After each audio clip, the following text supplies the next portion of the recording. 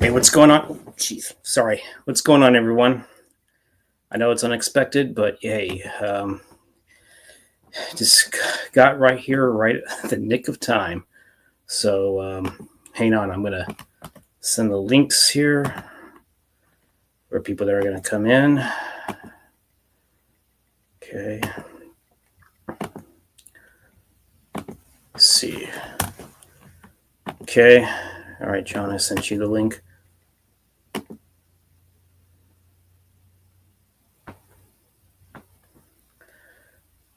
Okay.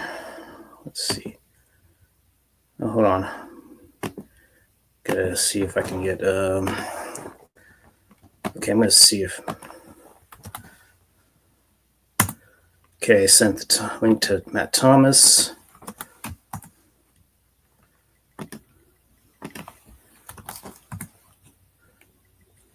See if Wallman wants to come in. And also, I'm gonna be also eating. I don't bump it enough.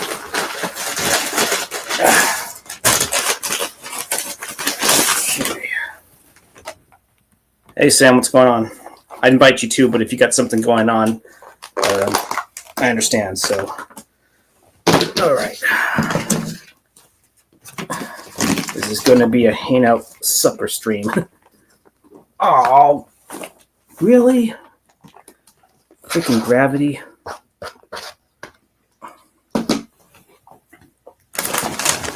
Oh, no.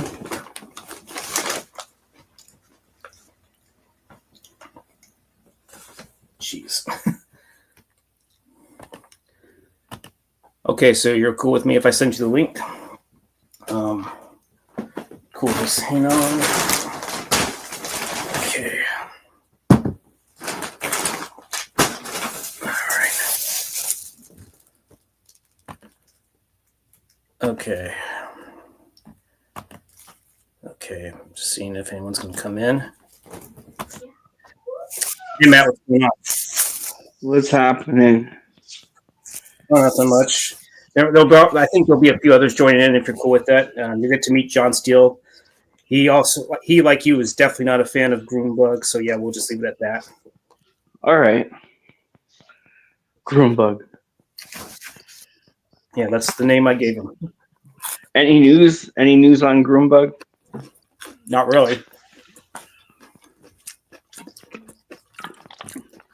I haven't heard from him either. Yeah.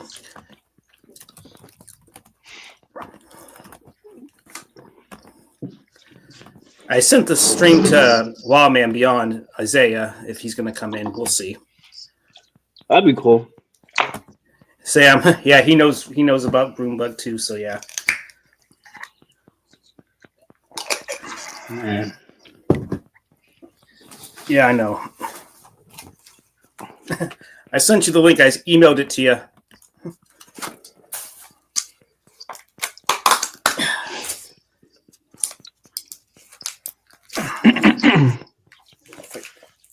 There we go.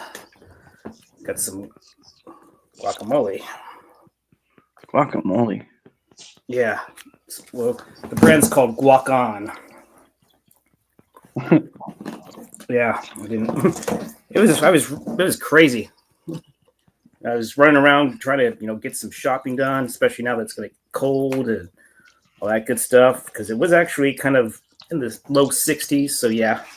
Mm-hmm. Yeah, it's freezing here. Yeah, because you're in Canada, right? Freezing. Yeah. It's all good. Yeah, it's freezing down here.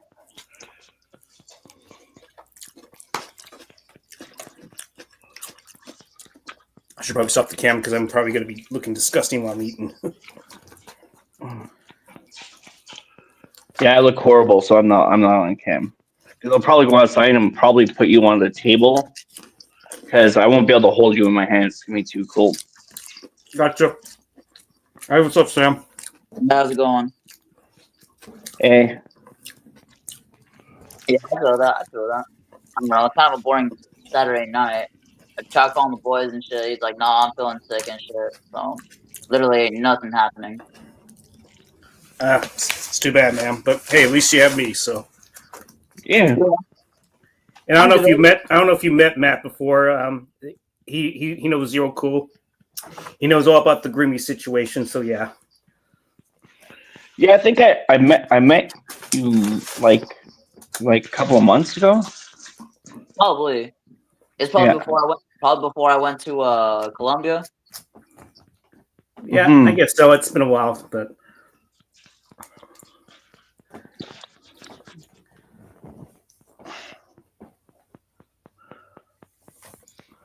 Speaking of which, it was actually a pretty good vacation. Different experience. I am proud of Yeah, it must have myself. been beautiful. Have you been there before? No, I've been to Mexico though. Oh yeah. I've only been to Juarez in Mexico, but that was only for like a funeral for my grandpa and stuff. And Mhm. I wish it wasn't for that, but unfortunately. But I mean, hey, he was getting pretty old, so. Yeah, it's beautiful down there. It's Oh yeah. yeah.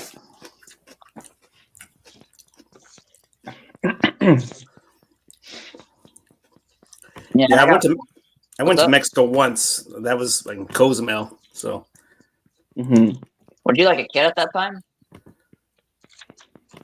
what's up? You were like a kid at the time too, right? Whenever you went to Mexico. I think I was okay. This was November. Yeah, I think it was. I think it was 15 at the time. I went whenever I was 19, and then I think it was a little bit after I made my YouTube channel, like literally right after, like probably a little. Me going to Mexico was literally right after or right before. I'm not sure. I remember it was 2019. Yeah, I went around at the same time. 2019 during COVID. Actually, no, sorry, it was right before. Right before. Okay, it was like during. Mhm. You said 2019. That was definitely before COVID. Oh, I don't know. It was right when it started, like right at the end of 2019. Like I think it was like, oh no, it was probably January 2020, but I was 19. Mhm. Maybe I'm getting my dates mixed up and shit.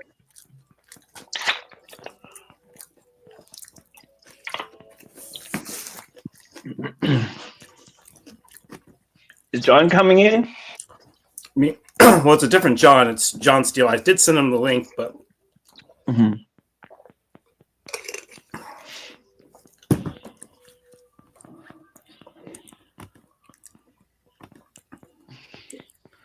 maybe if I send it in a separate email, maybe he might get it. I'll do that. Mm-hmm. Unless if I'm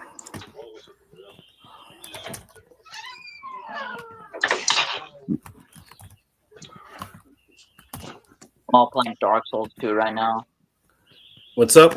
I'm playing Dark Souls 2 right now, but I'm just like chilling. What's going on, Acres? I also invited Zero Cool, but but I think he's busy. He's probably gonna. We might do something tomorrow, depending on if he's gonna be available. Mm-hmm. Not counting on it. Right. Hey, no, What do you hear? What's up? 3 best ones. Well, I guess you can say Zombieland would be one of them, because I honestly haven't seen them in a whole lot of films. Mm-hmm. Is there anything that you're looking forward to this year? I'm trying to remember. Oh, I might see if Den of Thieves 2 is any good. My money's on. Oh, sorry. I wouldn't call it his top movie.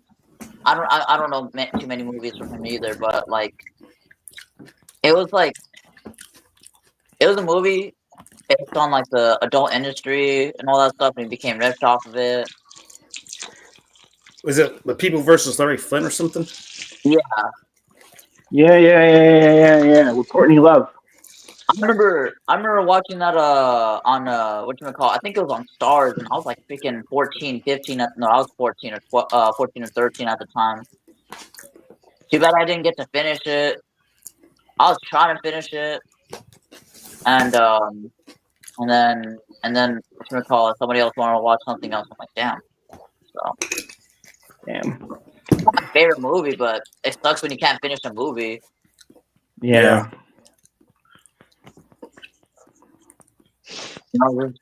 Just like sex. Oh, like you're in the middle of it, and then it's like, oh, she don't want you to finish, so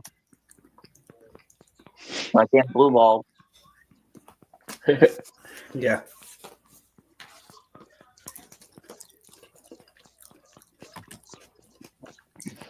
I don't mean to be vulgar, but I had to slip in a joke. Yeah.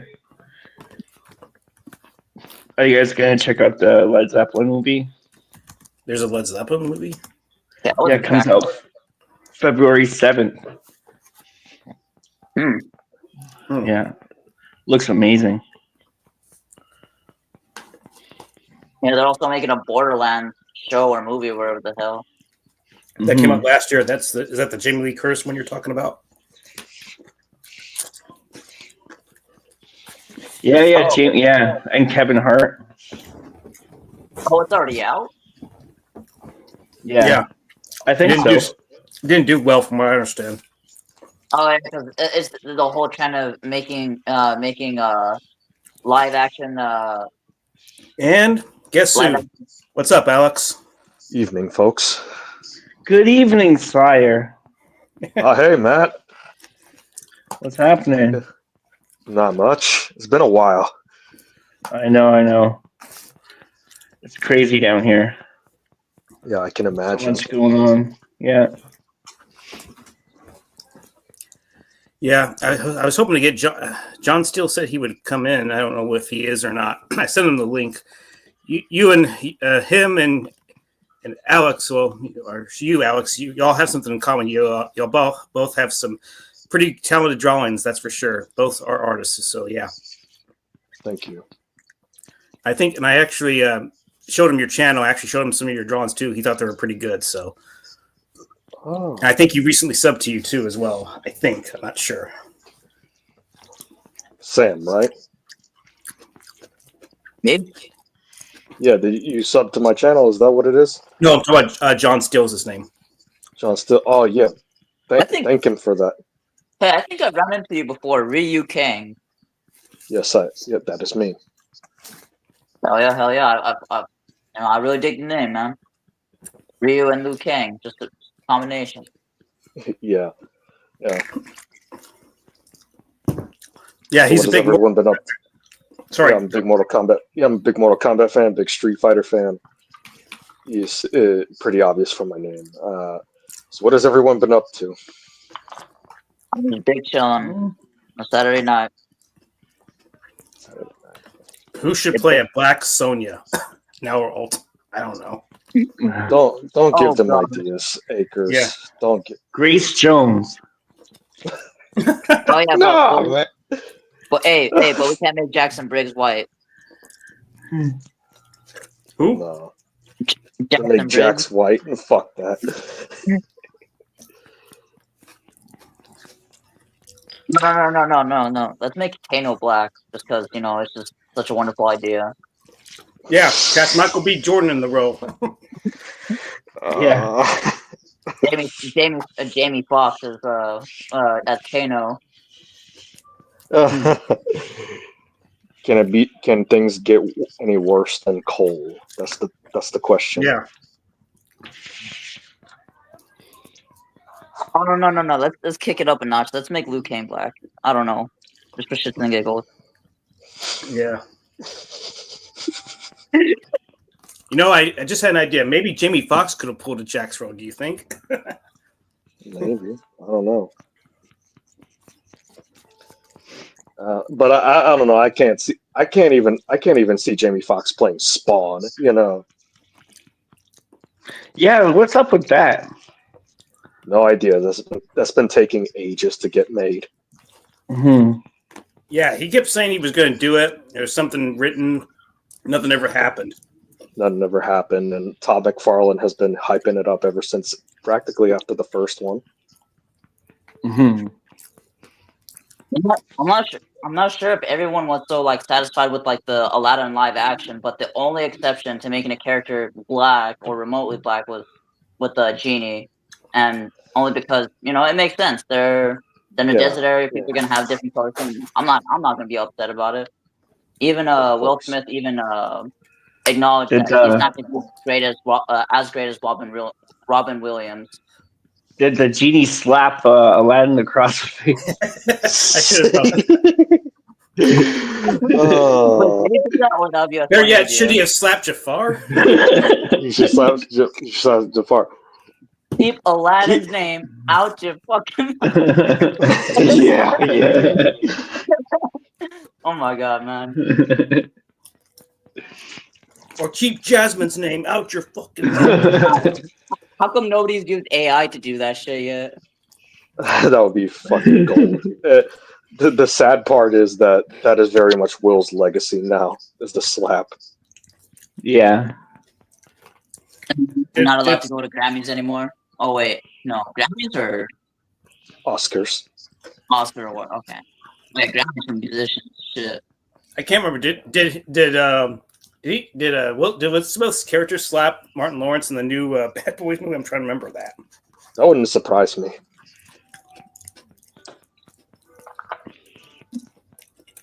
That's just living rent free in my head. Oh.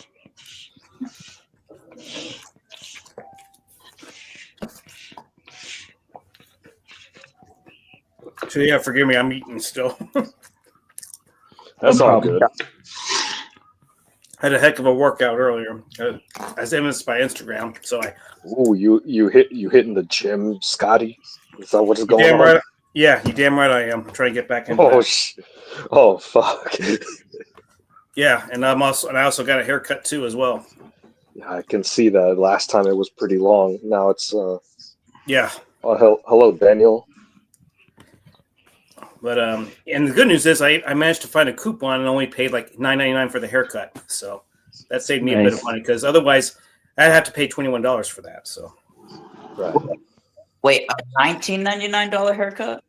no, it's a 21 is I had to pay $21, but I only paid $9.99 thanks to the coupon that I got. Oh shoot! Thanks, Acres. So you Yeah. can be finding coupons for haircuts. Yeah. Cool. Surprise, I guess.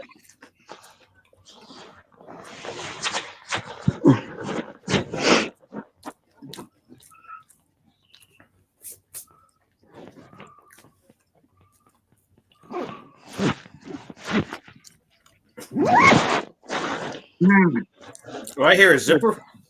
Yes, I heard that. Yep. too. Yeah, I'm getting ready to brave the wilderness outside. What? Get ready to brave the wilderness outside. What you gonna do in the wilderness, Matt? I don't know. I think it's raining out there, like freezing rain. Hey, you better be careful if you're gonna go into the woods like that. You know. Yeah, you may never know who you're gonna find. You might find Yeah, you might find Wendigo Bigfoot for all we know. or a hidden alien ship like you saw in X-Files. Yeah, they'll take Matt and experiment on him fire in the sky style. Oh no. Yeah, that would be terrible.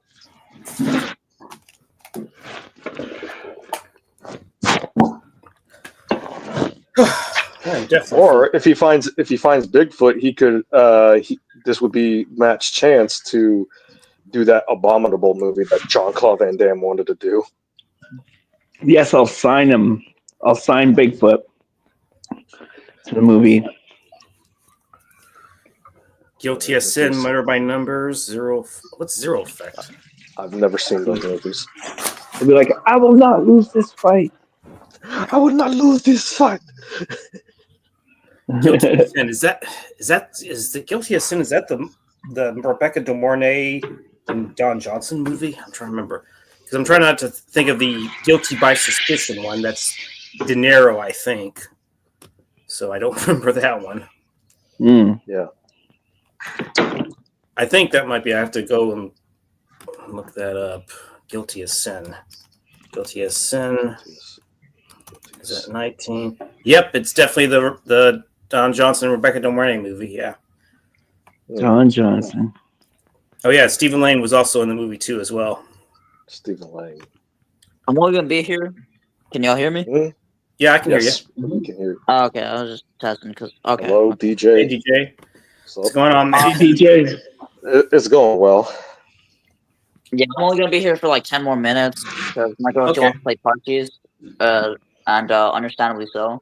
So, and it's like 1 hour later for her. So, Yeah. Was there any new Mortal Kombat news on the movie, or is it still just in post production? Not as far as I know, not much. But however, I have something I've been working on. My alternate version of the 2021 film, the reboot. Oh, really? What the reboot should have. What the reboot should have been. You know. what are you like recreating a movie, like a fan made film? It's not necessarily an official fan film or anything like that, but it's like writing my ideas for what I felt the movie should have been closer to, you know. Oh, right.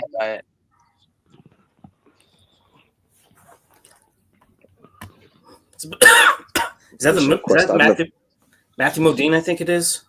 Oh. I think it's Matthew Modine. If I had, it's been a while since I mean, from when I saw it, it seemed like it was a solid flick for sure. Mission Quest. Yeah. Okay. Yeah. I just want to make sure I was right on the money. Guys, this Led Zeppelin movie looks insane. It does, huh? They said, Movie. yeah, they got all like never before seen stuff from like 50 years ago that they found, Are you? This and is they a, put it this through is a- IMAX. Is this a documentary or something, Matt? It's half documentary, half musical, half movie. Interesting. Is a hybrid. Yeah. Yeah, but they said like they like zooped up the footage so it looks like it came out of the lab yesterday, but it's like 1967. It better be a natural transfer, not that AI shit, you know. Yeah. Well, the trailer's online. You can check out the trailer. Okay. Yeah, because Yeah. you know how they be fucking with 4K transfers. You know, like James Cameron. Jimmy Cammy. I know Yeah. one thing though. Those years, those Zeppelin years were like the crazy years. So, if anything, it's gonna be fucking loud. Like that theater's gonna shake. Yeah, with all those guitars. Yeah. It's gonna be pretty hectic. The drums, oh my god, I can't wait to see like what that's gonna sound like in IMAX. That is a very good question. We're going to I don't know Oppenheimer we're going to an IMAX theater for the Oppenheimer. Holy crap! Oh yeah, Oppenheimer and IMAX, man. I'm going rafting with Mary Steenburgen. Steve Virgin, yeah. Well, have cheesecake with? I don't know. I was trying to either decide with Mary Steenburgen or Goldie Hawn. So Goldie Hawn probably likes cheesecake. She seems like a cheesecake girl. Yeah. Yep. Hey, you gotta give credit to Goldie Hawn, how she has been in a fucking relationship with Kurt Russell for how long already? I could see her feeding Kurt Russell the cheesecake. I bet she would. I bet that probably would have been their go-to cake or thing to have at their wedding if they were to get married. Aw. Yeah, but some relationships last so well that they don't need marriage. So whatever. I mean, They seem like they have a good relationship. I mean, getting married is beneficial, but it also has its ups and downs sometimes. You know. Yeah. Definitely will have its ups and downs for sure. I think since mine's gonna be a little different, I'm gonna go ahead and do cheesecake with Mary Sternbergen, go rafting with Goldie Hawn. I guess to do karate with Helen Hunt. Karate with Helen Hunt. Yeah. She survived a twister. Can she survive a tornado kick? Can she survive Mortal Kombat? Oh, shit. I will not lose this fight. Yes. It's 1998. You're a sultan that can control Jimmy Cammy. What movies have you to make over the last 27 years? I got one. True Lies 2. What? That's what I would have Yeah. done. Lies 2. Yeah, Oh. yeah. You are a prostitute named Michelle. Fuck if I know. You know, like True Lies was legit the last great thing he did. You know. Yeah, if he Yeah. would have made that second one, that could have been probably his last good film for sure. Yeah. Well, I know one. I know one project I probably would not want him near. Spider-Man. Oh, really? Because the original script it had Spider-Man swearing like "motherfucker, I'll kill you," you know, Really? and Yeah. having sex with Mary Jane on the Yeah. was it In the World web. Trade Center? Yeah, Yeah. I mean, say what you want about the later Spider-Man movies. They're probably closer to the vision of the character, like mainly Sam Raimi and the Spider-Verse movies. Mm-hmm.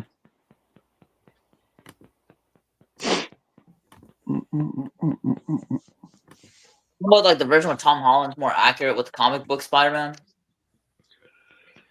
You could say that he definitely has the kind of the blend of Toby and Andrew at times. You know, who's Hey, this? what's going on? Daddy Chills. What's up? What's happening? Daddy chill. The fuck? Hey, welcome, John. It's good to have you back here. What's going on, man? And oh, by the way, you've met Sam, but you've never met Matt Thomas. And here's the man himself, Rio Kane. His name's Alex. He's the one I think you recently subscribed to. It was the drawings that I showed you of Mortal Kombat. So you definitely have something in common together. So Thank you. Yep. and he thanks you for subbing too as well. Thank you. So we just chilling tonight, you know, Saturday night Yeah. main event. Oh, by the way, hey Alex, show him the movie that you also got too as well. Which You one? I think it's a 4K. It's the movie you showed me on the last Hangout stream that you were on. So yeah, that you were on with me. So I don't know. I got so many movies in 4K. Which one was it? Give me a hint. it's a Walter Hill film. I'm sure you'll know what it is. Yes. Oh, Warriors. yes. There you go. There you go, John. He likes the Warriors as well too. Yeah. Oh yeah. Guys, I'm gonna have to come back in a bit. Okay, we'll be here, man. All right. Yeah. Husband duties. I understand, man. All right, I'll try to jump back in before. How long are you going for? For as long as I want. All right, I'll try to jump back in. All right. I'll definitely answer you. So, see you later if you're here. See you soon. So, Oh, guess what? Wild Man Beyond. Wild Man. It's great to have you. Salutations. How you guys doing? Doing Hey. great. Hey Scotty, I'm gonna take off. Okay. Hopefully you're still on by the time I end my call and all that stuff. Oh, I'm planning on it. I'm planning on it. For sure. All right, I'll see y'all All later. right, take it easy. Thanks for All right, stopping by. Sammy. How you guys doing this evening? We're Doing fine. great. I'm doing great specifically. Yeah. Yeah. It's been a while. It's been a long while. I don't know if you met John Steele, Daddy Chills. This is Isaiah. His name is Wild Man Beyond. Hello. What's up? Green salutations. Yeah, we gave away Wild Man's name. We're breaking kayfabe right now. It's okay. You Yeah. can still call me Wild Man. Yes, that's fine. Yeah. Oh, nice thumbnail, and it's definitely a quite a nice little picture of the man Thank from you. Mars. Yes, indeed. Man from the red Martian. Yeah. Yes, indeed. I'm We were still growing potatoes like the movie The Martian. I just had Martian French fries. Yeah. So, how do you feel about the new upcoming Mortal Kombat film? Do you think there's any hope for it? No. What's the big news about it? What's going on with it? They're taking their time. I think post-production wrapped or some shit like You know, that. I think You it's know. because of the LA fires. Because I hear a lot of productions are kind of on hold because the fire. I think that's what they need to do right now until they get their head straight. You know, there's more to think about right now than just Also, making. also, oh, wow, man, I can't break. I don't know if I want to break kayfabe. Anyways, I've been experimenting with a little Chat GPT, writing my ideas for how I felt the reboot should have been. You know, the Mortal Kombat reboot. You do a good job. You do a good job for with that. I can see that. I can see that. Did I give you that idea? Because you know I'm crazy about AI. I'm not. I'm not. I'm not super crazy. I know. I like AI, but I'm not overly. I try to balance it because I still like special effects, practical effects. I mean, I believe there's always a thin line on Oh something. yeah, oh yeah. I don't use AI obsessively. I just, it's a Chat GPT. I tried to write guidelines for ideas and try to implement them. I come most of the time. It's like Creative Spark, you know. And I tell you that AI, it has a mind of its own because you give it details and it comes back like it goes into deep detail like it has a mind like it's not like Definitely. it's living, it's a living thing. It has the mind, but doesn't have the heart, though. Yeah, does it have heart at all? Exactly. Yeah, it's like hopefully it doesn't become it doesn't have a deep heart like Skynet. I'll tell you that fucking Oh fuck yeah. or the fucking Matrix. I don't know. Well, are you talking about the team, the Lions, or actual Lions? Detroit Lions, or I don't know. Because I thought they were playing tomorrow, so Hmm. maybe I know that Philly plays Rams tomorrow. I know the Chiefs won. I mean, the Texans were making it interesting, but then they missed that field goal, and it's like they couldn't do anything after that. So I only know the Detroit Lions because of the Beverly Hills Cop movies. That's Ah, all I can Beverly say Hills about Cop. that. oh wow, Beverly Hills Cop. Also, That's yeah, great. Beverly Hills Cop. Also, Eminem is a huge fan of the Detroit Lions. So there you go. You know, Did you see that? Did you see the fourth Beverly Hills Cop? What you think of it? I haven't seen it yet, but same here. I I'm haven't seen it interested yet. in it. It Yeah. was really good. They really did a good job wiping off the residue of that shitty third one and going back to the first two. They did a good job with it. Yeah. And Eddie Murphy still got it, man. He still got it. He just needs to get away from that kid that family friendly stuff and do more of it. Because he still got it once you let him. Yeah, I mean, what was the I, last thing that he did that was even successful? what, before Beverly Hills Cop 4? No, I mean, no, I'm talking about the last thing that Eddie Murphy did that he did okay and that was successful at the box office. You know, his last theatrical. Before Beverly Hills Cop 4, right? You know, before It was Yeah. mostly just the Shrek movies. Probably mostly so. just the Shrek movies. Okay. Dolomite was my name, but that was also streaming, you know. That was Netflix. Like it's strange that Coming to America 2 was a success. That was shitty, but this new one, Yeah. Beverly Hills Cop, was a 10 times better success on Netflix. Yeah. It was Definitely. huge. Yeah. And Coming to America Part 2, Electric Boogaloo, that wasn't even Netflix, that was Amazon. That movie Or- didn't. It was not sequel based. It was a standalone one time movie. It didn't need a sequel. Exactly. Beverly Hills Cop. Yeah. Beverly Hills Cop was made for that, not Coming to America. That was a big Beverly mistake. Hills He should Cop, have came you know. when he came out with that sequel to Coming to America. He should have came out with Beverly Hills Cop 4 back then. Undeniably. Yeah, apparently Akers doesn't seem like didn't seem to enjoy it. So, but you know, to each their own. So you have your own opinion. That's cool. That's cool. Yeah. Going back. I'm assuming her name is Stacy. That's supposedly her name. She said she enjoyed part 3 more. Beverly Hills Cop 3. Nah, to each is their own, but that movie sucked. You know. Yeah, you're entitled to your own opinion, Akers. It's if you like it, that's fine. It just didn't feel like Beverly Hills Cop. I'm sorry. It just lacked the energy of the first two. You said thanks Axel anyway. Foley he was too serious. You don't want to see. It's like Bugs Bunny being serious. You don't want to see that shit. Oh God. Yeah. It goes back to what I'm not afraid to keep saying this. It goes back to the shit they did with James Bond. The same shit. Yeah. But I'm glad after 30 plus years they Cobra Kai the shit out of that franchise with the fourth movie. They did a good job. Because they took note from Cobra Kai and they fixed it all up. Yeah. Yeah, you said that's basically the only franchise that seemed to do well, post the 90s and everything. So, Cobra Kai?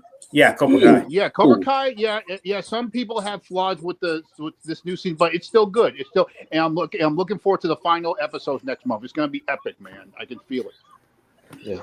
Best action movie of '93. That's going to be an interesting one. I guess I can say one of them. You can say Hard Target. I think, right? Hard I Target. agree. I think Hard Target is the best action movie. I know we had Hard Target and Demolition Man, but Hard Target. Demolition Man. That's another good nomination. Hard Target. Sure. Yeah. Hard Target was all out there. Van Damme, the Molly. Hard Target is the greatest movie of action movie of '93. And Lance Henriksen, he played a pretty good bad guy in that film. He was good. Hard Target. And John fucking Woo. Yeah, How do you go wrong Yes, with exactly. John fucking Woo. He should have gotten to do an Expendables film for sure. I agree. Absolutely. I agree. And they ended up going with some no-name director. I don't know what the guy's name was. I mean, I liked Mel Gibson in the third one. He was good. And he was probably the best thing about it. Who the fuck directed the last two anyways, Nobody directors, I guess. Nobody remembers because that's how shitty they were. Yeah. Yeah. But yeah, going back to 93, definitely Hard Target. Demolition Man is a close second, and that's about it. Yeah. I don't think a lot of people mentioned this about 93 because Arnold and Sly had a rivalry back in that year because Stallone had like a semi comeback with those two movies, and Arnold came out with one movie, and Sly had the most success. So when it comes to 93, Sly beat Arnold that year. Sly beat Arnold that you were cliffhanger and Demolition Man. Yeah. Last Action Hero is an underrated film, but it didn't do well at the time. I agree. It's very underrated because what did they expect? It was basically an action fan's version of the Wizard of Oz. It was the Wizard of Oz for action movie fans. Why didn't they get that back then? That was the point. It was basically Wizard of Oz for action hero fans. It's that ultimate fantasy of what if you can be in your own movie. Exactly. What were you going to say, John? No, what else? What else came out in '93? Like, in terms of action movies? Yeah, I guess you can say, well, there was another one that Lance Henriksen was on. It was actually Thomas Ian Griffin. It was called Excessive Force. That's a pretty solid film, but it wasn't like a theatrical release. They tried to market Thomas Ian Griffin as the next big action star with that movie, and then it didn't come to big. It was, I think they were trying to make it to the big screen, but something happened. And Thomas Ian Griffin, he wrote that. He wrote it. Yeah. I felt bad for it, but I'm glad he made a huge comeback with Cobra Kai. I'm glad. Same here. Terry Silverman. Exactly. Yeah. And he was kind of in retirement. I don't think he was retired. He was still writing. He was still doing. I think he just took a break. But Cobra Kai really brought him back, man. In a big way. The most you could say is that he took a low profile for a while. Yeah, exactly. Yeah, I mean, I remember he appeared briefly in Triple X, like in the beginning. Oh wow. Yeah, he was in Triple X, and you know what? Going back to 1989, of course, Karate Kid 3 was his first movie, and it's funny because Batman came out the same summer, and it goes to show you, Thomas Ian Griffin, he knows martial arts and he has that intensity, and if Michael Keaton didn't get that role, do you think he wouldn't have gotten? Because I don't think there was no one else who had gotten it. If Michael Keaton wasn't available, they would have gotten him. You know what's funny is that sometimes I do think Thomas Ian Griffin looks a bit like Michael Keaton. And he's very charming. If you look how the way he is, and especially on Cobra, how he plays like this charming debonair like billionaire, you see a little bit of Bruce Wayne, and you see how that when the intimidation, how he's very scary and dark, like evil Bruce Wayne, something like that. Exactly. Yeah, but Stacy brought up something interesting. Point of No Return. I think that was a pretty decent. That was a remake of La Femme Nikita. People don't know. Yeah, Bridget Fonda. Yeah. Bridget Foster, she wasn't bad in that, but I just, you know, it's fine. I just finished watching A Single White Female. That is still a good movie. Single White Female. I just remember when it didn't do well in theaters, but True Romance. That's a damn good movie right there. I love True Romance. Yeah. Tarantino wrote that, but Tony Scott directed it. Yep. Yeah. Man, I don't know really if you can count. I'm not sure if you can count Jurassic Park. That's not action, you know. Well, it does. Well, it is. There is some the way that you're dealing with dinosaurs and shooting them. I guess you could say it's action. In a way, yeah, it is sci-fi though. You know. And I guess Jurassic Park is the movie of '93 because people were crazy about it. That was of all the movies that came out in '93. That was the one that people were crazy about the most. Yeah, undeniably. Speaking of there was one. I believe John knows this one pretty well. It's Falling Down with Michael Douglas. Falling Down is good. Which year? 90. Yeah, 93. Dude, to me that's probably the one. For me, that's the top movie that came out that year. He's got it. There he is. He's got it. He's there, right there. This is DVD, by the way. This is old school. Yeah. Old school. Yeah. Classic, baby. What do you think of this new Jurassic Park movie with Scarlett Johansson? They keep milking this franchise, huh? Yeah. But back on Falling Down, well, man, I believe you've seen that movie too, right? Oh, of course, everybody's a classic. Yeah, absolutely. Because it really represents what people are feeling right now. Mm-hmm. No doubt. Yeah. Undeniably, yeah. And if you look at it, you can tell Falling Down took notes from First Blood. If you look at it, I can kind of see that. Because this is a character who got pushed too long that he just couldn't take it. Yeah. The sad part is Rambo at least got his happy ending. This guy didn't. Exactly. Yeah. Defense. Yeah, that's the character's name. Mm-hmm.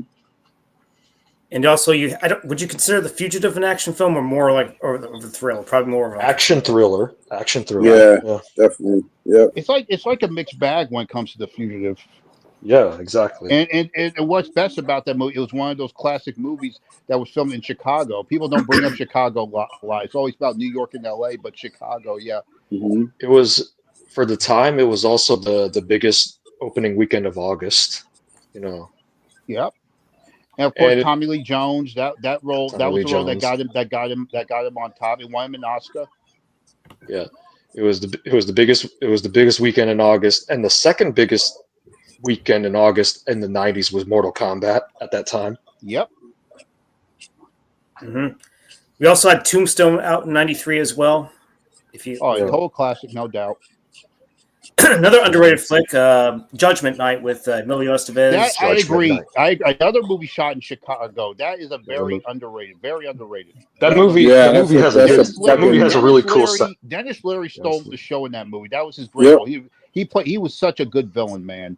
He was better in that one than in Demolition Man. Yeah. But Judgment Night, man, he fucking snapped in that. He was a good villain in that, man. Yeah. Yep. That movie Judgment Night has a good soundtrack too. Yes, it's known. That's one of the reasons why it's so known, because it's because of the soundtrack, because it's a good mix between hip hop and rock and roll together. Hip hop and rock and roll. It's a similar concept that the Spawn soundtrack had, where they mixed techno with metal. You know, of course, New Jack City is known for having a soundtrack mixing hip hop with pop music. It was like the first soundtrack or album to do something like mixing pop with hip hop. If you look at New Jack City, have you ever seen New Jack City? I have. I've seen some clips of it. Like Nino Brown. Wesley Snipes. Like he's having a ball with that role. Oh yeah. Of course, Wesley Snipes. When it comes to him being a hero, he's known for Blade. But when it comes to him being known for a villain, Nino Brown is up there, man. And Simon Phoenix. Can't go wrong with that. Oh yes. Like comparing those characters to Blade is almost like night and day in terms of his personality. Exactly. I see what you're saying. Yeah. But what were we going to add to it, John? You sound like you were going to add something to the Judgment Night. What were you going to say? Oh, I'm sorry. Oh, no, I'm sorry. I'm really sorry for interrupting you. I apologize. It's all good. No, that's a fucking headbanger movie right there. That's a dope ass film, man. Yep. Yeah. You have the whole cast is solid in that one. Everything you believe that this is some shit that could go down, like, you know, almost like it seems if you compare that to later movies like something like The Purge, you can almost see where The Purge took from that shit too. You feel me? You know what? A lot of people have said this when it comes to Judgment Night. They always mention this movie. They said it had almost similarities to Deliverance. Because there were these normal guys just going on a fun trip, and all of a sudden this crazy shit happens to them. It's almost a bit like this. It's almost a bit like the setup in the Warriors, almost where they got one night. That too. Yeah, all in one night type of shit. That's great. Yeah. That's my favorite movie of all time is The Warriors from 1979. The Warriors is such a classic. Have you played the video game? Yeah, I used to own it on. I think it was the PS1 or 2 they had it on. The PlayStation 2. I remember. Yeah. PlayStation 2. Oh. Yeah, I owned that game. I had the game. I got so much memorabilia from it. Like, I got 3-4 different copies of the film. I got a board game that they came out with. Like, I had a figure that they came out with. For Warriors? Yeah, there's it's not too. It's like an exclusive to where the fuck was it? They had comic books based on the Warriors as well. Yeah, they did some comic books. Yep. And they had some action figures. Yep. Yeah. So yeah, I'm a big time fan. I saw it when it first came out in that year. I was like fucking 6 years old. My grandmother took me to see it, of all people. So wow. You went to go see it when it first came out? Yep.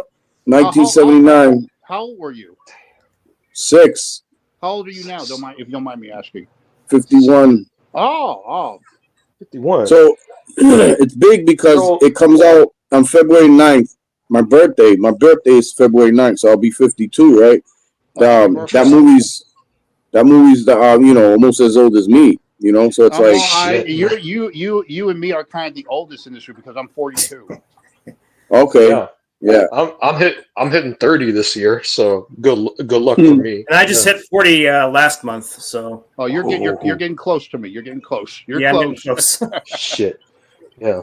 By the way, speaking of the Warriors, did you know? I remember back in 2005 when the game came out that Tony Scott was supposed to do a remake and was supposed to be more like maybe like 300, but it was I think it was going to be more like more urban gangbang. It's like, nah, I'm glad that didn't happen.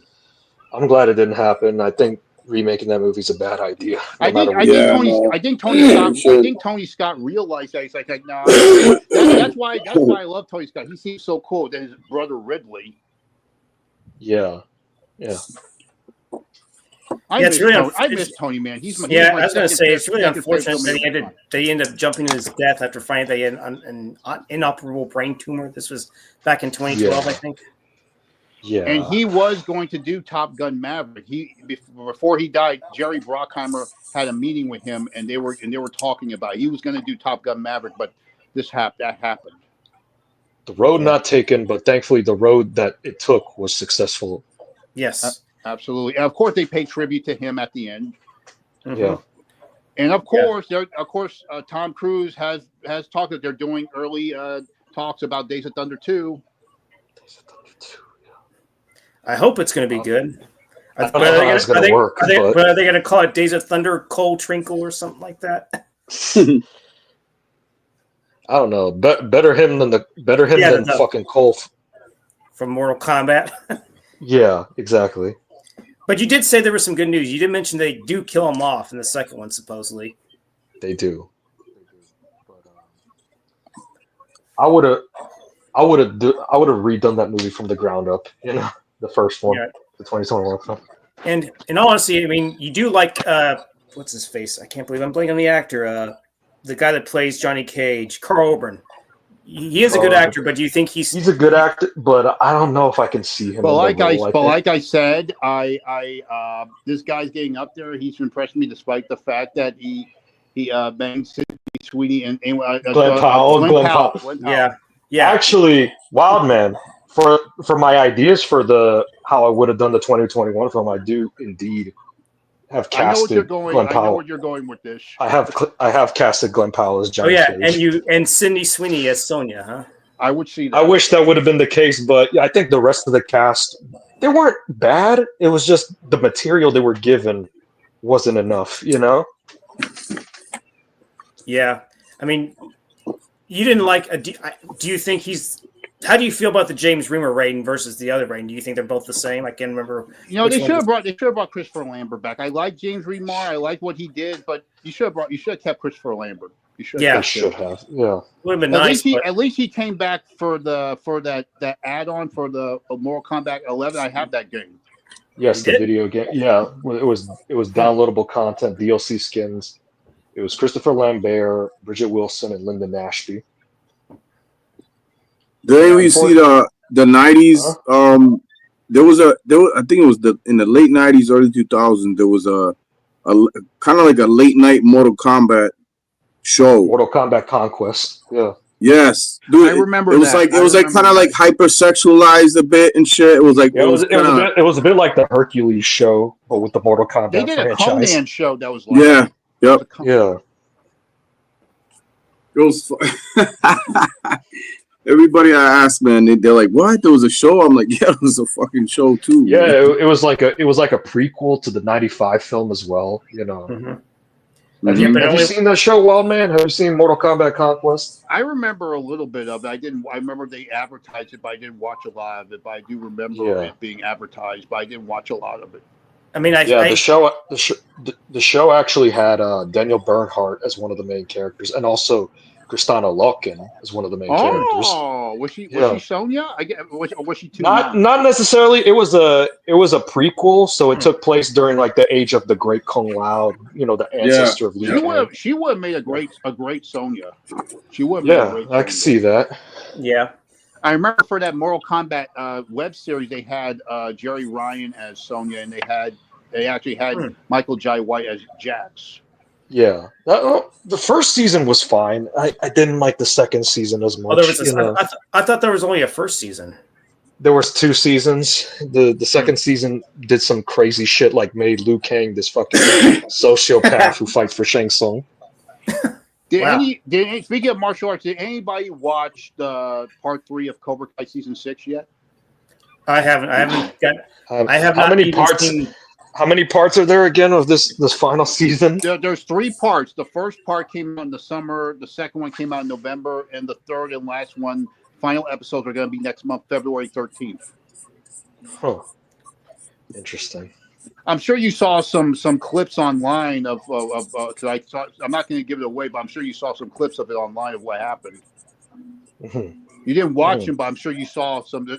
They're dropping stuff on crazy. It's hard to get away from it if you haven't seen it. It's like, dude, I want to see the whole series, but damn, you know. Yeah, I used to own the games on Super NES. I had the first, the second, the third, and then the Ultimate Mortal Kombat. And then eventually, when I transitioned to PlayStation, I still have the Mortal Kombat Trilogy one somewhere. It's right here. And we did mention that the Cobra Kai game, Johnny and Daniel both had Scorpion and Sub-Zero's powers. I mean, Johnny has fire and Daniel has ice. That makes perfect sense. Because Scorpion, if you compare those characters to the characters from Mortal Kombat, like Johnny is like Scorpion because he was like, when we first met him, he was like dead inside, but just like Scorpion, he had a past. He had this dark past because Scorpion killed his family, but for Johnny Daniel, he had a feud with Daniel in the past, kind of like Sub-Zero. Yeah, he did. You know. Question, Wildman, what did you think of the casting of Hiroyuki Sanada as Scorpion in the 2021 film? I have no idea who that is. The guy from The Last Samurai, the bad guy from Rush Hour 3, he was in Bullet Train. He was also in the Wolverine as well too. So I remember. I think he looks like a pretty good actor. I haven't seen the movie, but I'm going to look at some clips and see how good. Because Scorpion is my homeboy when it comes to Mortal Kombat. Yeah, I think he's a great actor outside of the film. He definitely does the best he can with the material. Mm-hmm. He's not in the film that much, sadly. Right. But the whole Scorpion and Sub-Zero dynamic was probably easily the best thing in that movie. Let's be honest on that. Oh, definitely. John, you've been very quiet. Are we talking over you? Do you have something to say? No. I'm listening. I'm just listening right now. Well, I'm sure you have something interesting to say. If it's up to you, if you're about. No, I'm a fan. I mean, I own like one of those cheaper cabinets that they used to sell at they probably still sell them at some stores where it's like the Mortal 3 Kombat? games in one. Yeah, Yeah. I got that. I've played probably every iteration of the game since it came out. Great. I owned it first, I think on Super Nintendo or Genesis, one of the 2 consoles back then. Yes. And now, like the current one, I don't have Mortal Kombat 1, the redo thing, everything. I got the newest still one. 11. Yeah. You know what they should do if they do another Mortal Kombat game. If they're going to add some more characters, like pop culture characters, they should add the ones from the Karate Kid Cobra Kai franchise. That would be cool. That would be cool, but it would also risk them getting their heads ripped off. You know. Well, I wasn't a big fan of like the newest one put in John Cena. I'm not a big fan of. As Peacemaker. Yeah. John Cena in the game as Peacemaker. Peacemaker. So I wasn't really a big fan of that. Then they kind of tried to go. They also put Homeland from the Boys. Yep. And there was another dude too. Who's that one dude? Omni-Man. Yep. Yeah. From Invincible. Yeah. Yep. It's like they're trying to. Those 3 are like really, really, really OP type fucking characters and shit. Honestly, like, honestly, I liked it better when MK11 had Spawn in it. You know. My favorite character. I still play MK11. That's like I play that on my Switch. I play MK11 on my Switch. So yeah. I got that on my birthday, and of course, my favorite character that they added is Rambo. Yeah. And Stallone actually came back to lend his voice. Stallone came back to. Yeah. Such a shame that the same couldn't be done for Arnold. You know, because Arnold had the likeness, but it wasn't his voice for Terminator. Yeah, because Peter Weller came back there for RoboCop. That would have been awesome. Actually, have RoboCop versus Terminator, man. Yeah. Mm-hmm. And speaking of Mortal Kombat, I have the right choice for a director. He technically produced 2021, but I think he should have directed James Wan. Yeah. He deserves. I think he deserves to do something martial art because he's known for horror. So why not? Yeah, he's known for horror, but he's also had experience in action, like Furious 7, and Aquaman as well. And also, his background in horror makes him a perfect fit for Mortal Kombat because of the blood and gore. I would even put him as like if they did a live action because they're redoing Masters of the Universe with fucking Jared Leto as fucking Skeletor. As soon as I heard about that casting, I was like, nah, I'm good. I'd rather watch the 87 movie. Dolph Lundgren is He-Man. Dolph Lundgren is He-Man, and you know that Jared Leto is not even going to top Frank Langella as Skeletor. Oh no, God. No. James Wan would do a good job with a live action Thundercats though. That's my pick for. They better not fuck that up. They better not fuck that up. Yeah. But yeah, James Wan is my pick for Mortal Kombat 2021, the proper version. He technically produced the 2021 film, but he should have directed. Yeah. Come on, let's be real, Yeah, he deserved a shot to direct it. Yeah. Instead, they gave it to some guy who did video game commercials before doing the movie, Right. Before we go any further, Eggers was asking, should Richard Gere have done another somewhat action movie after No Mercy? Well, I think he did The Jackal, which was kind of a remake to Day of the Jackal. The Bruce Willis version, right? Yeah. Bruce Willis, that's a very underrated movie. Bruce Willis does a very good job as the villain, man. He does a good job. Yeah. It's another movie that I think you like, Isaiah, that is kind of underrated from that same time, Last Man Standing. Yes, I agree. The most underrated Bruce Willis movie of all time. Bruce Willis was such a badass. Directed by Walter Hill, music by Riley Holder, and is definitely like a Gangland remake of A Fistful of Dollars. They did a good job with that. Gangland remake of Fistful of Dollars, and also Yojimbo. Yes. Okay, yeah. Fistful of Dollars was inspired by Of course, the Magnificent Seven was I'll be right back, guys. Keep talking. All right. Was inspired by Seven Samurai. Yeah. Yep. Akira Kurosawa. Yes. Akira Kurosawa. Yeah. What did you think of that remake of the Magnificent Seven that came out with Denzel Washington? Doesn't match the original, that's for sure.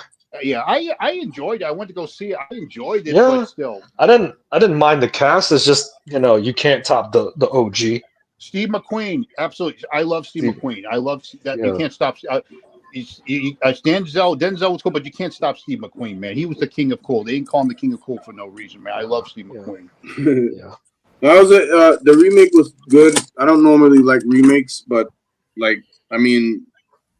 yeah, I have a longer list of remakes I fucking absolutely hate versus the ones I've actually liked. If that makes sense.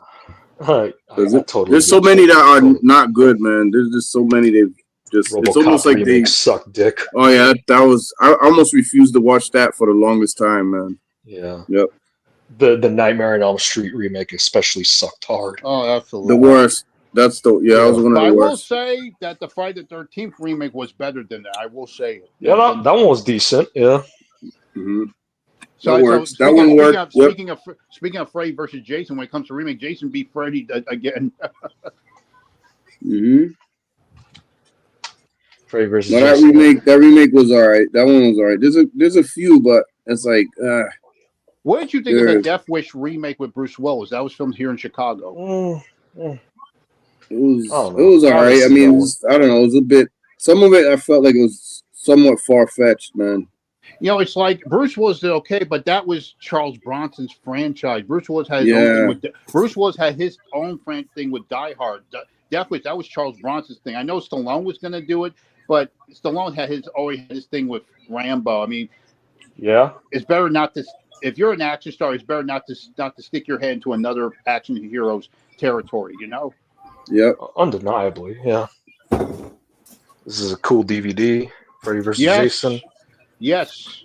New Line Platinum series. Man, I wish Mortal Kombat got this treatment, but whatever. Yeah. I know there's that fighting game with all the horror heavies. What's it called? Terrordrome. Terrordrome, yeah. John, what did you see? Freddy vs. Jason. What you think of it? I felt like. Yeah, I mean, it was enjoyable. It was serviceable. Definitely was entertaining. That's for sure. Yeah, it was. Yeah, probably one of the most entertaining of both franchises. I mean, I think it was meant. It was meant much to be better. like that. Much better than Alien vs. Predator. That's for sure.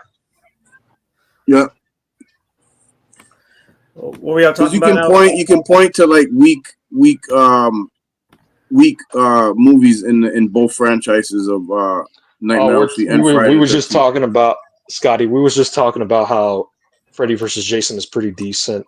How it's better than Alien vs. Predator. I saw a video how Freddy vs. Jason led the way to these crossovers we're having with superhero movies. These crossover movies with and you see in superhero movies. They were supposed to do one with Ash at one point. They should have done that. They should have done it. I actually don't completely hate Alien versus Predator. I thought there was some interesting stuff behind it. I just wish we would have gotten more fight scenes. What did you think of the sequel of that, Requiem? I'll say this: That was even worse. I like the Predator in that one. I thought the Predator was bad. Yeah, but there should have been more than one. There was only one. Yeah, there should have been more than one. There was only more than one. The Pred Alien. What the fuck? Yeah, but I don't know if it would have been any better because originally when I heard about the script, it was going to be a different one. It was going to be similar, but it was going to take place in Texas. Apparently, there's like a fight scene inside of a Kmart, and originally the prey alien died much earlier in the movie. So also the whole lighting in Alien vs. Predator. That's Requiem, a big issue right there. It looked like this. Yeah, it was so dark you couldn't see a damn thing. Exactly. You just have to really turn up the brightness on your TV if it's going to help. I saw the Romulus, the newest shit. Oh my goodness, bro! It felt like fucking CW fucking youngsters in outer space. Oh Jesus Christ! Oh, you didn't like that's bad. I understand people didn't like it, but I had a good time because it was a straightforward horror movie. It was like they took the both of the two movies, Alien and Aliens, and they mixed it up together. I understand. I did watch it as a straightforward. I did like it better than Alien Covenant, that's for sure. Yes, it was way better than that. I'll give it credit for that. Or Alien Cum Catcher, as Rambo Rap for Life called it. But you know what's strange is that the only good recent Alien installment we had was the video game Isolation. Yeah, exactly. Yeah, that game was awesome. And I heard they want to do a sequel to that. Nice. Hopefully, it lives up to the hype. Yeah, they probably should have really based the movie around that. I would have think. Yes. That would have been a logical choice. Yeah. Yeah. Or if it's not too late, they should try to get Neil Blomkamp to do that Alien, retcon of 3 and 4. They fucked that guy over with that. They fucked him over because I looked at the script. It was supposed to be Die Hard, but with aliens because it takes place in the Weyland-Yutani building. It was like it would have been like Die Hard, but with aliens. This ain't the first time he got fucked over. You know that Neil Blomkamp was going to do the Halo movie. And don't forget RoboCop. He was supposed to do that shit, but again, they Speaking of which, who should direct RoboCop versus Terminator? RoboCop versus Terminator. Oh, that's easy. They should have been Paul Verhoeven. You can get Neil Blomkamp for that. For a modern time, but I was talking about back in the 90s. Well, I think James Cameron would have been good for that. James Cameron would do. Yeah, if he doesn't have an overinflated ego and tries to modernize it with his AI stuff, or I think James Wan would be a good candidate for today. I think, if possible, for today, yeah. I'm still mad over how he did not do Mortal Kombat 2021, but he did fucking Aquaman 2 instead. Yeah,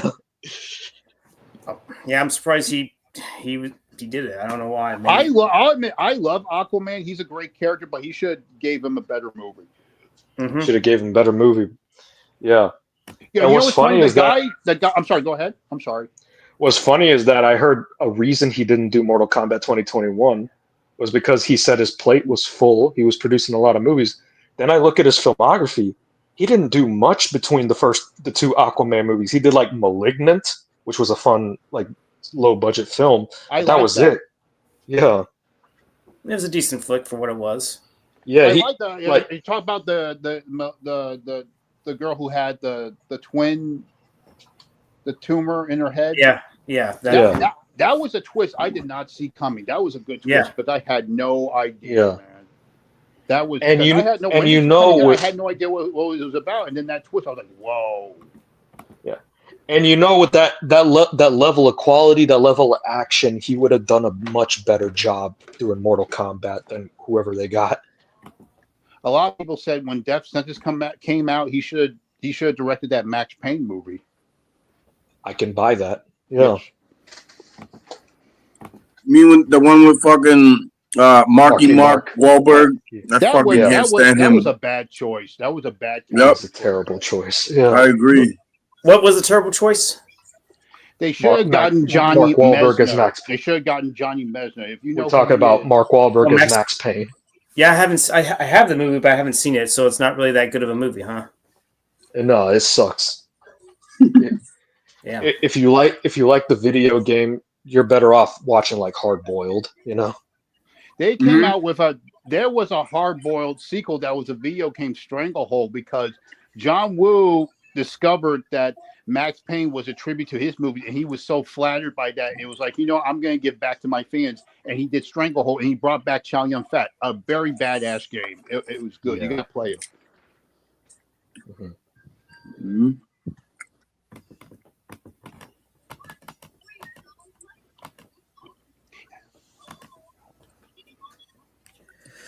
Yeah, but also I don't mean to get into. Well, maybe we definitely should talk more about movies. I was going to say there's a certain someone that we definitely don't want to associate with anymore, right? Let's move on. Let's move on. Yeah. I'm sorry. I'm sorry. Who is that person? You don't mind me asking? We're not going to say who it is. We're not going to say who it is because it's the last 3 letters. Like Bug.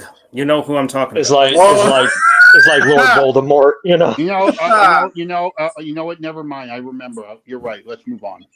Yeah. We can talk about more in the So- background if you're down. So yeah. Okay, John, so, John, I need to ask you this. What do you think? What are your thoughts on the show Cobra Kai? Have you watched it, John? Just the first season, nothing past that. You gotta So see. I'm You gotta kind see. of out of the loop. You gotta see all the seasons, man. It has become even bigger than its process with the Karate Kid. People are comparing it to Star Wars, and it's better than Star Wars because they do it. They're doing better what the new Star Wars did because it deals with balance in the dark side. The same thing. Yeah, Star Wars has fallen from grace so hard, you know. Yeah. And a lot of people are comparing it to Star Wars because of the what I just said, and people saying this is how you do Star Wars right the modern day, and they do a good job with it. They've done a great job. Yeah. Yeah, I hear you.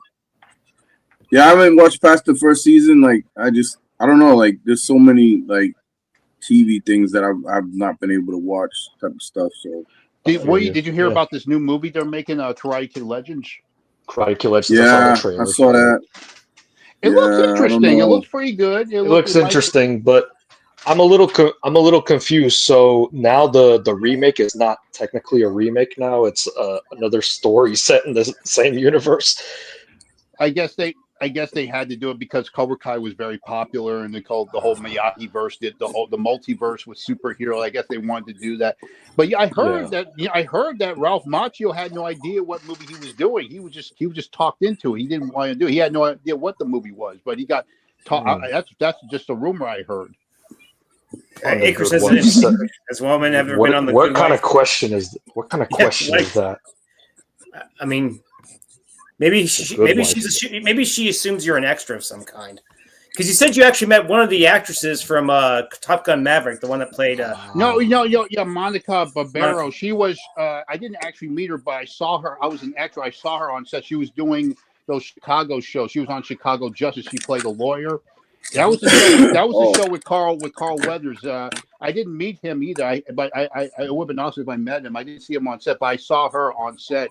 I saw her walking past me, and this was before she was huge with Top Gun Maverick. This was like back in 2017. Yeah, and have any of you guys watched those Chicago shows, Chicago Fire, Chicago PD, any of those shows? No, but I know of your involvement in some of them. Is this the show with Jason Jason Begay. Jason Begay. Okay. He is such a good actor. Man. If you watch his performance in Chicago PD, you don't. This is like Dirty Harry type shit. You don't want to fuck with this guy. Right. He is such a good actor. Now I think one of my favorite Chicago-based movies would probably be Bad Boys with Sean Penn. Like that's probably one of the top ones. That was, but people don't know that was the original Bad Boys movie before Will Smith and Martin Lawrence. Yeah. Yep. There are a lot of movies that have the same titles but are otherwise unrelated. I hate when they do that. You do this one movie. Yeah, it's not well known, but people talk about it. Then you do another movie with the same title. That fucking drives me nuts, man. They did one with a film called Independence Day that had Kathleen Quinlan, David Keith, and had Cliff Day Young in it. I got one, Isaiah. Wow, man. You mean like how Drive Ryan Gosling, but the real Drive is Mark Dacascos? Of course, that's a big example. Huge example. Yes, indeed. Yeah. And of course, don't forget Heat. There was a movie with Burt Reynolds called Heat, and there was a remake to that with Jason Statham called Wild Card, and of course, Al Pacino and Robert De Niro. The Michael Mann Heat is a classic. Check this out. There's you guys know The Walking Dead, the series about zombies and everything, right? Right, I've heard of it. So there's a movie called The Walking Dead, but it's a fucking Vietnam era war film with Eddie Griffin and a squad of other soldiers, and it's their experience in Vietnam. That. I remember that. It was about African Americans in. Sorry, Wildman. Yep. Are you there, Wildman? The Mars signal fucking. Did Daniel Craig take you away or something? we all know how. Yeah. Fuck. Okay, I'm sure he'll have to redo his sure he'll come back. I know what he was gonna say. It was a African American squad in Vietnam. They had one white dude with him in the squad, and like one dude was like they kind of told some of their backstories of how they became a squad. Anyway, like one dude was like trying to work, the other dude was a preacher, and it was everybody had like their own little backstory for getting into the army and getting into that squad and all that. So yeah. It's kind of like it felt a little bit like Dead Presidents. A little bit, but more Vietnam, because it took most of its story in Vietnam. The Walking Dead with Eddie Griffin, and a good portion of Dead Presidents, actually, the flashbacks, anyways, took place in Nam, right? Yep. Yeah. That's a fantastic film too. Dead Presidents, probably one of my favorite from whatever year that came out. So 1995. I thought it was 96. I could be wrong. I know it was the 90s, definitely. Yeah, 1995. I looked it up. Okay. Nice. Yeah. Yep, that's one of the top for me probably during that year. Yeah.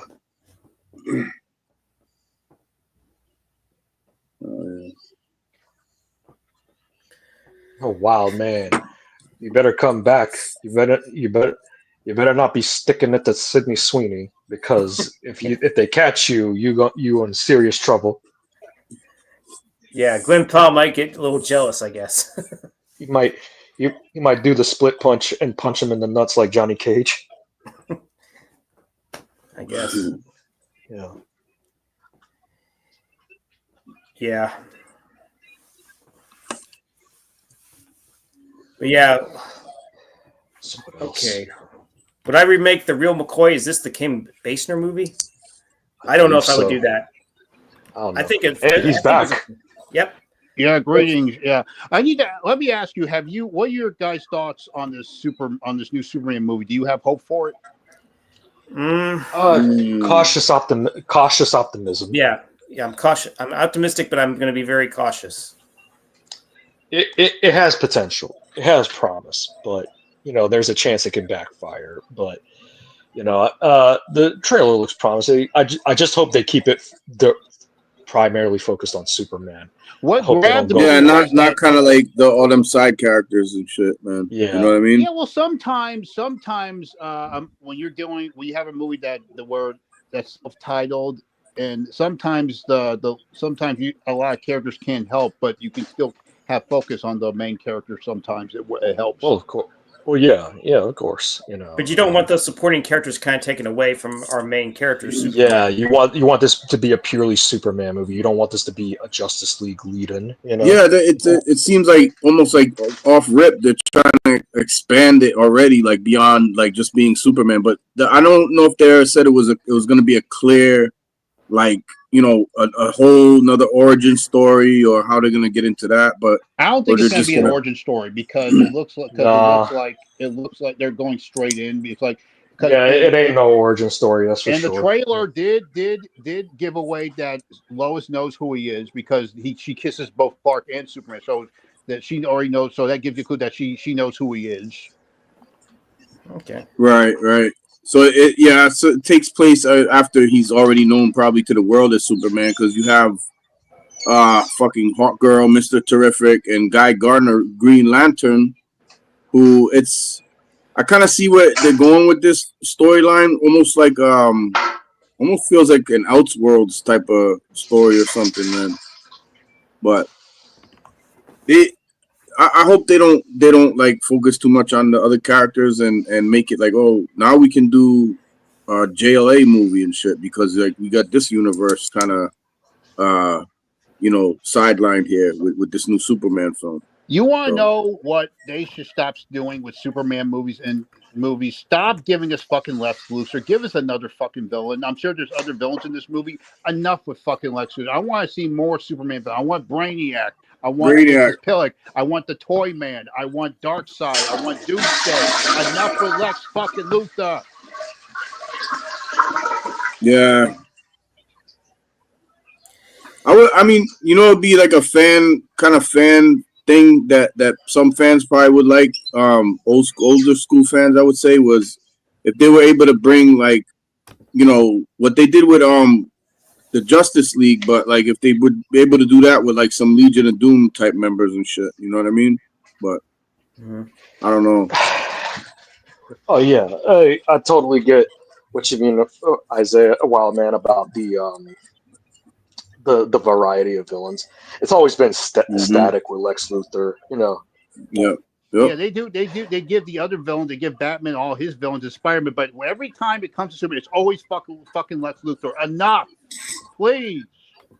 Well, I'm hoping that at least Nicholas Hoult will be better than Jesse Eisenberg. I'm sure he will be. Yeah, he's Jesse a good Eisenberg actor. was. I like him. He's a good actor. I'm looking forward, but still, give us a break from Lex Luthor, please. Yeah, because Jesse Eisenberg was just. But you know what? You know who was a good Lex Luthor recently before? John Cryer in Supergirl, man. He fucking snapped. Really? Man. You should have seen his performance, man. John Cryer as Lex Luthor, man. He fucking snapped, man. Yeah. Because he was in Superman 4. He played Lex Luthor's uncle. Yeah. He was a not an uncle, fan. his nephew. His nephew. And of course, he was a fan of comic books. So, and of course, he was part of the Superman world. So they decided he has a bald head after 2.5 minutes. Hey, you want to be Lex Luthor? Say, he's like, sure, go, let him put me in. And he did a great job. He did a great job. It was redemption after starring in Superman 4, I must say. Absolutely. Superman 3, I'm noticing a lot of people are warming up to it, and I'm gonna be honest. Superman 3 is my favorite of the franchise. Call me crazy, but if people are warming up to it, it's not really that bad. It's kind of like the Batman Forever or Superman. That's exactly what people say. If Superman 3 is Batman Forever, then Superman 4 is Batman and Robin. I'll still watch Superman 4 over Batman and Robin. At least it was trying to get back, but it just that Christopher Reeve got royally screwed by canon. I mean, the only reason why he did that movie was the Street Smart movie. Street Smart, yes, of course. Yeah. Yo, that's a fucking deep cut right there. That Street Smart dude with Morgan Freeman, man. That's one of my favorite movies. That's the role that got him noticed. Morgan Freeman stole the show. A lot of people. I know Batman was supposed to be Christopher Reeve's movie. Every time you think of Street Smart, Morgan Freeman stole the fucking show. That was a big break. That he got nominated. Morgan Freeman played this in this old school thing from when I was a child called Electric Company. It was kind of like Sesame Street. Oh yeah, right? I remember that. They had Spider-Man on there. They had Spider-Man. Yes, Morgan Freeman was a Dracula character on it. So if you think about it, Dracula fucking smacked Superman and shit in the fucking that movie. You know what? Lucius Fox, the character from Batman, Lucius Fox beat the shit out of Superman. Yeah, he did. Yep, it's true, man. And he narrated Spider-Man's story. Spider-Man, go. Yes, Spider-Man I remember I remember the records. Yeah. Watch out, Spider-Man. The gesture. It's a rubber glove sandwich. Morgan Freeman. Yeah, a lot of people don't even mention that film, dude, with Christopher Reeve. People forget that film a lot. Like, not too many people know about it even. And I gotta say, I think that's his best work outside of Superman, I will say. Mm-hmm. Yeah. I mean, he was basically playing a reporter again. So he was playing Clark Kent, but like even nerdier type shit. And it was, you get more realistic. Yeah, more realistic for sure. Yeah. You almost get smacked by Morgan Freeman in a movie. That's just it's fucking great, man. I love it. He was trying to man up Christopher Reeve. I wonder how he would have reacted to Will Smith. How he would have smacked the shit out of him. That movie's great. You better not smack me, son. Because I'm going to smack you up even harder. I'm going to smack you. I mean, he's in a few movies outside of Superman that he does great in. You want to know another movie Christopher Reeve is known for outside that's very popular outside Superman? People are crazy about this movie. Somewhere in Time. You ever heard of that? Yes. Yep. Yes, I do. Yeah. You know what? I can see it as up there with those love stories that guys like us can like Ghost and Starman because it has like a supernatural element to it. You know. Mm-hmm. Right. And the way he goes back in time is like and that can happen because it's very realistic because how you can hypnotize yourself, pretend, with your fake, you can trick your mind you're in the past instead of the future, you know. Mm-hmm. Who's seen? Yeah, that's a Somewhere in good one Time? too. Who's seen Actually, that's a good one. That's a good one. Yeah, I have that on Blu-ray. I heard of it, but it sounds very interesting now that you mentioned it. Yeah, and it was done by John Barry. The score apparently he based the score on like the tragedy of his parents or something like that because it was like a rough time for him. That's where the whole idea. Yeah, it was a good thing for him after James Bond because he was supposed to do For Your Eyes Only, but he took a break to do that. So it was kind of cool to see him do something outside James Bond. I saw For Your Eyes Only in the theaters when I was a kid. That's one of the James Bonds I saw in the theaters. Oh, Roger Moore, yeah. Jane Seymour, she that was one of the things that got her noticed before Dr. Quinn and Quinn Medicine Woman. Yeah. There was also speaking of James Bond, she was involved. She was in To Live and Let Die. She was in that. I was going to say, John, you mentioned a movie that really messed you up was the first Exorcist movie. You said you saw that in theaters, right? Yeah, 1978. It came out in 73, but 1978. A lot of theaters, like in the smaller theaters in people's neighborhoods, they would rerun movies, from the past if they got the reels and stuff. So it was Exorcist. I was like 5 in 1978. My grandmother again took me to see this fucking movie, and I couldn't even get through the whole thing. I can imagine. I had to cover my eyes, put my thumbs in my ears. Like I didn't want to hear her like doing all the demonic talk and shit. And it was, we got about 3/4 of the way through the film, and at some point I lost it. I think it was when furniture was like kind of moving around the room and blocking doors and shit. And I was just like, oh no.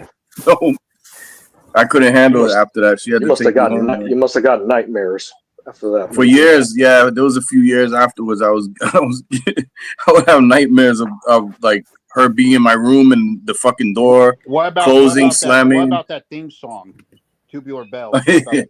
Yeah, it sticks in your head, man. For real, for sure, man. That one sticks in your head. Did you ever see the sequels? Did you ever see the sequels? I heard the second one shit though.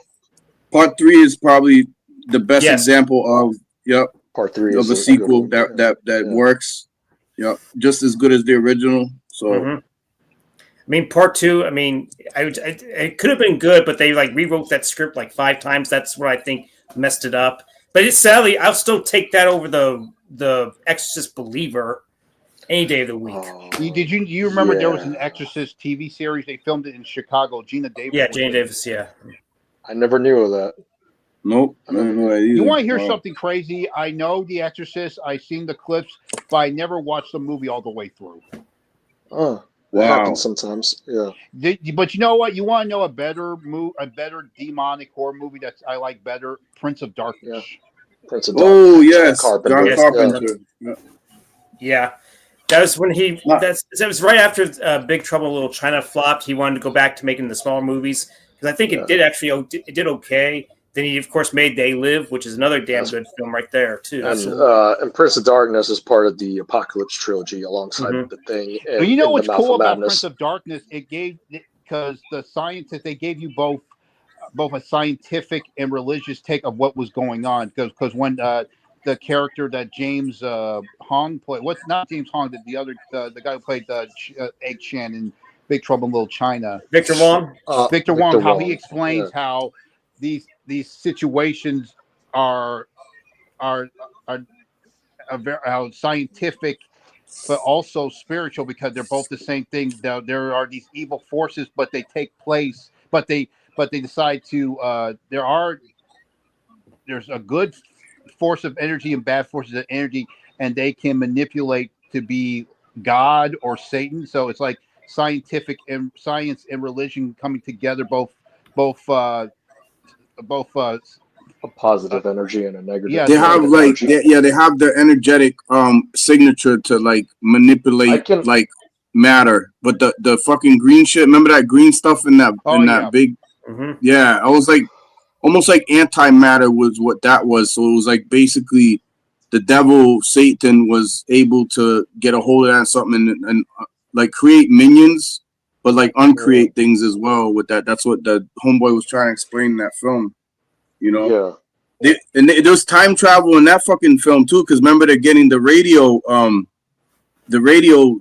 signals from the future, and it's trying to like communicate to them like, oh, you know, like this is what's gonna happen if you don't stop this. That's like some frequency shit, you know. Yeah, man.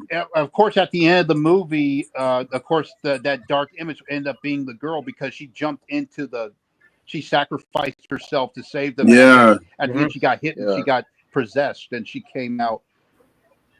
Yep. Yeah. So you gotta ask like who, like it never really explains like who the thing it was coming from in the future, unless that was her manipulating the future signal frequency for the message in the past, and like for them, like, you know, but I don't know if there was any like survivors left of anything, or, you know, because you do see her emerge from the building and stuff. Of course, in silhouette. The ending leaves you with a question mark. Even John Carpenter did a video about where he looks at the mirror, he's about to touch it, it cuts to black.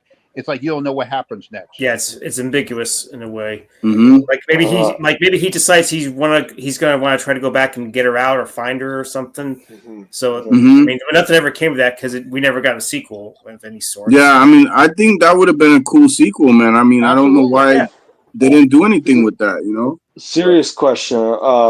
John Carpenter's Apocalypse trilogy. Which do you prefer? The Thing, Prince of Darkness, or In the Mouth of Madness? I go with the Thing. Thing. Because it's the most big of that trilogy.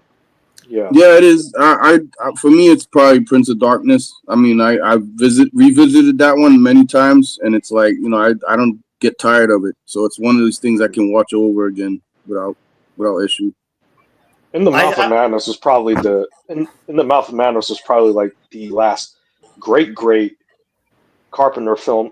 Escape from LA was enjoyable though, and Vampires. I enjoy Escape from LA. Yeah, it's not perfect, but here's only because that movie is the reason I discovered Escape from New York was because of that. And while that movie was coming out, I rented it. I watched it. I had such a ball. I was so blown away. It made me even hungry to go see it. And I went to go see it. And I had fun with that. Yeah, it wasn't as good at the time. Right. Good, but still, Kurt Russell still had it. You know, it was still very entertaining. That's for sure. You know, the only problem I had that they kept repeating, he gets shot in the leg again.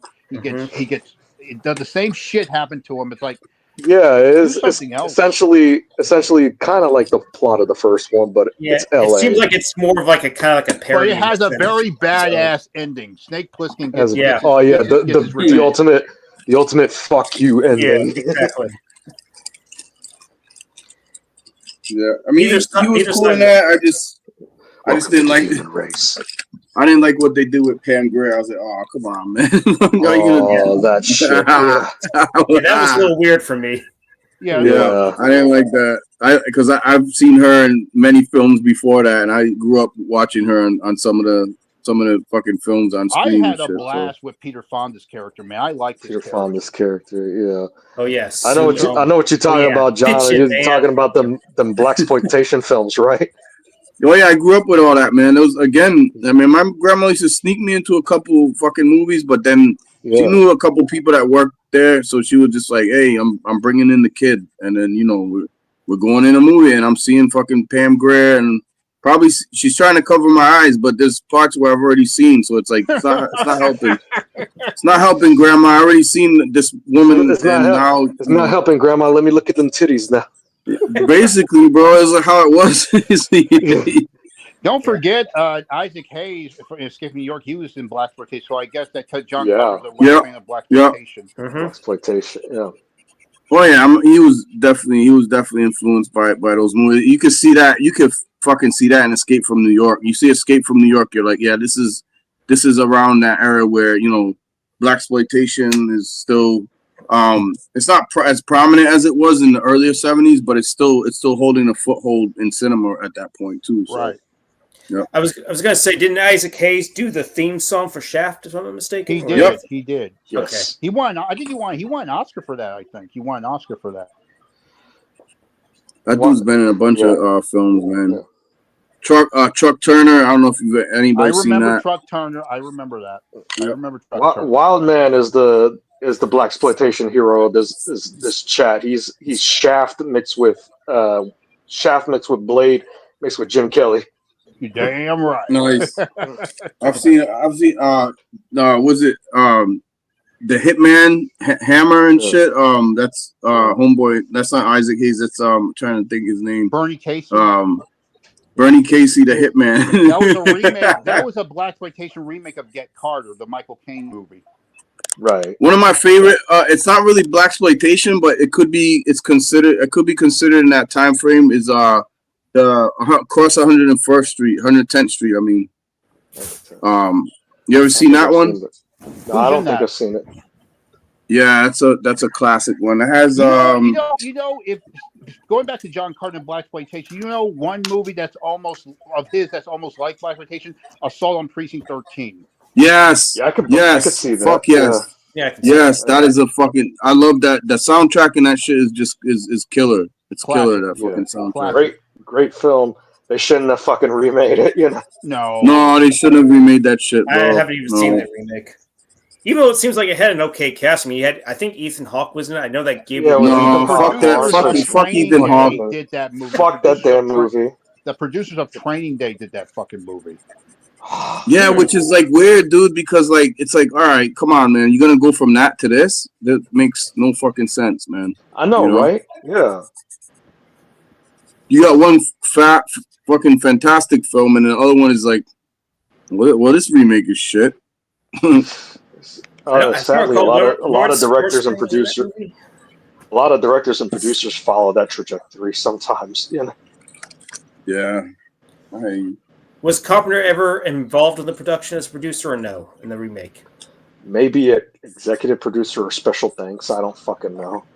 I don't give a shit. I know that he was supposedly a producer on The Fog, but I don't know if how long he was really on set. If he was involved with the Fog remake, he probably would have said, "No, take my name out of this shit." He was involved with the Thing video game because he had a cameo in it. Yeah. And of course, did you see the remaster? Rambo Raft did a video on it. It looks pretty. I heard of it. I heard that they did a remaster. I haven't looked into it. It looks pretty good. Okay. And of course, the Thing eventually got a fucking prequel remake, whatever the fuck. I don't give a shit. Fucking remembers that movie. I don't remember it. I don't remember. All I know is that it sucked. It sucked. For a good reason. Yeah.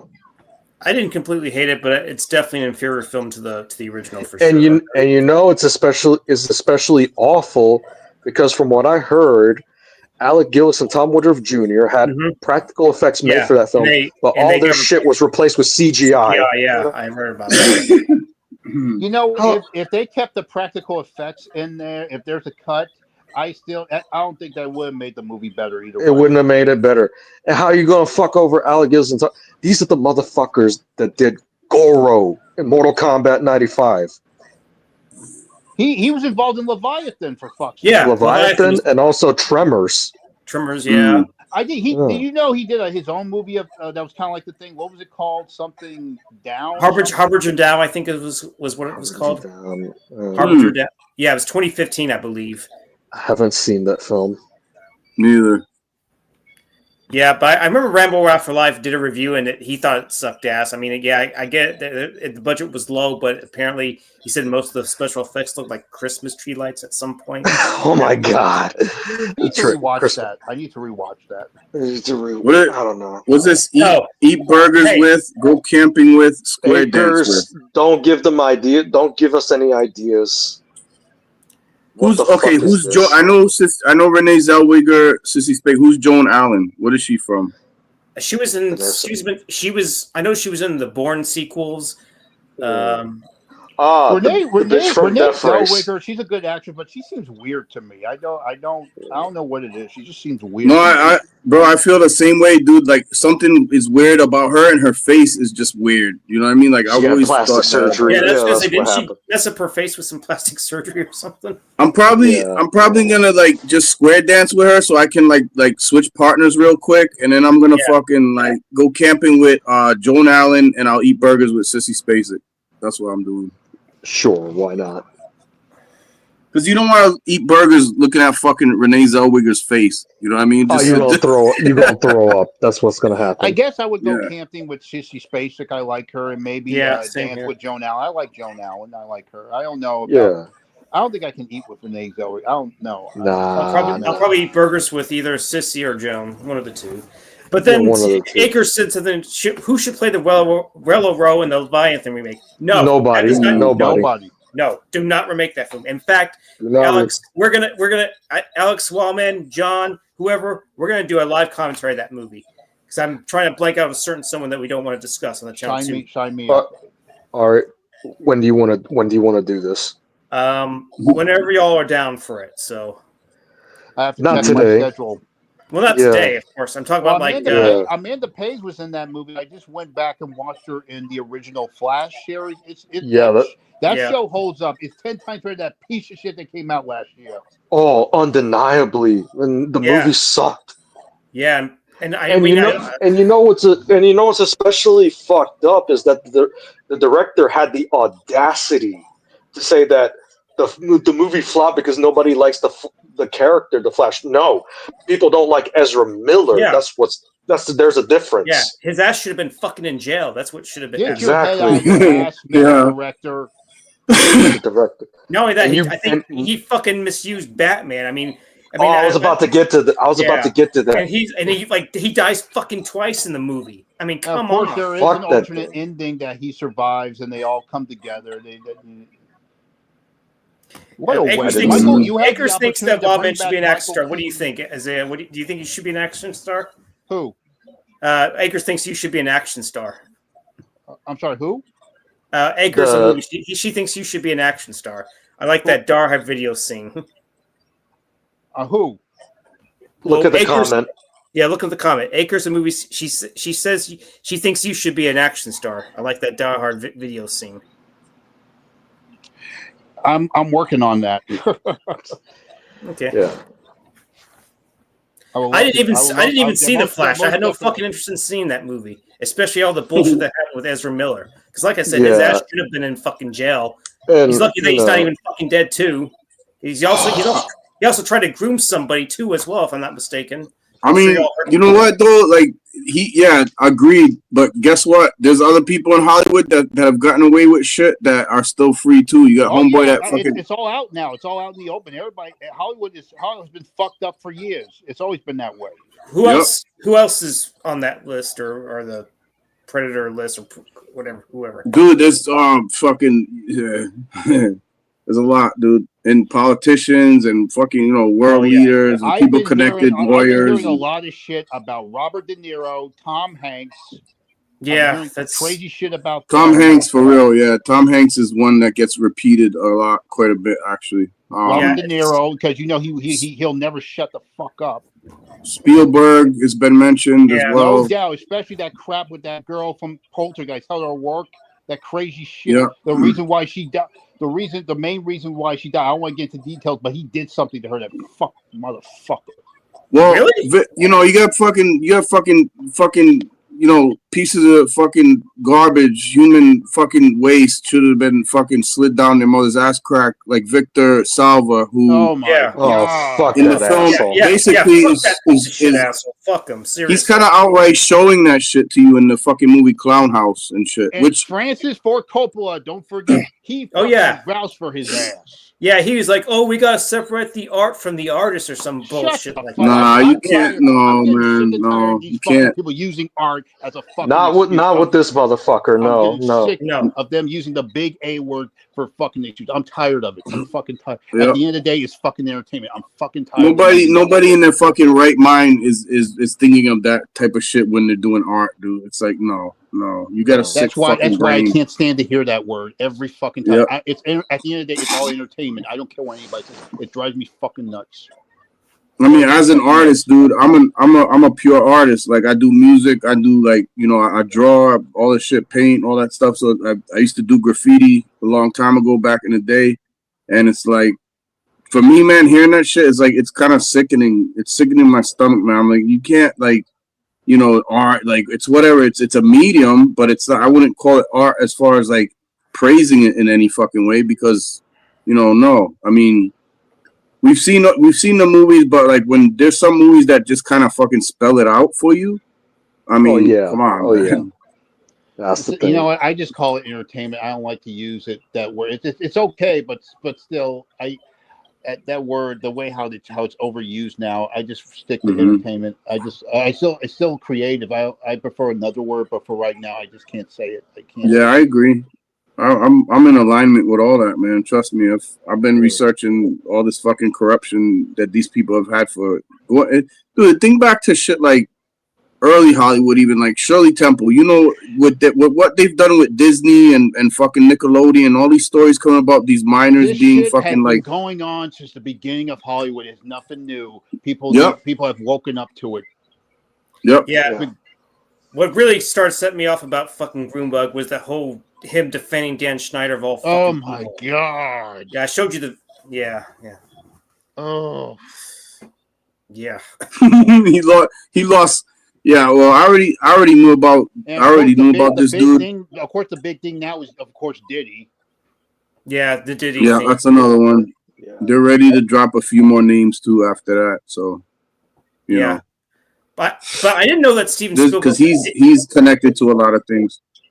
I didn't know that Steven Spielberg he did something to Heather work. I didn't know that.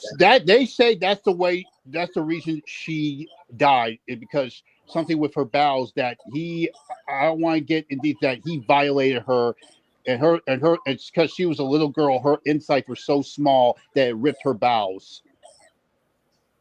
Yeah, there's fucking horrible stories up there about these fucking these people that they're in the positions that they're in, man. They're in fucking these fucking positions, and you know they take advantage of that, man. You know, they think their shit don't stink, and they can't be like they're above the law. You know. You know, I've been hearing a lot of people saying that this LA fire is like God's wrath. I don't want to get deep into that. I don't want to get deep into that. I don't want to use tragedy to but I don't want to say they deserve, but it's just a crazy thing to there's something that aligns with the timing of it. You get what I'm saying? Like it's not anything accidental. There's no such thing as coincidences in this world. Everything is playing out as it should. So I kind of see what you mean, because you know that saying "burn Hollywood, burn," and you know that scene in Escape from LA where you see the Hollywood sign burning. That it's like they planned this shit for years. Scorched earth, yep. Scorched earth, motherfucker! I will massacre you. That's what God said to those motherfuckers in Hollywood. Mm-hmm. Yeah, some people say this is a good thing. This fire is a good thing because it keeps these scumbags out of business. But still, there are some good people who lost their homes. Yeah, that's the thing, right? It's like it still sucks either way, you know? Yeah. Because people probably got their dream homes, and now that's going up in flames for the people that really worked hard for it. Yeah, man.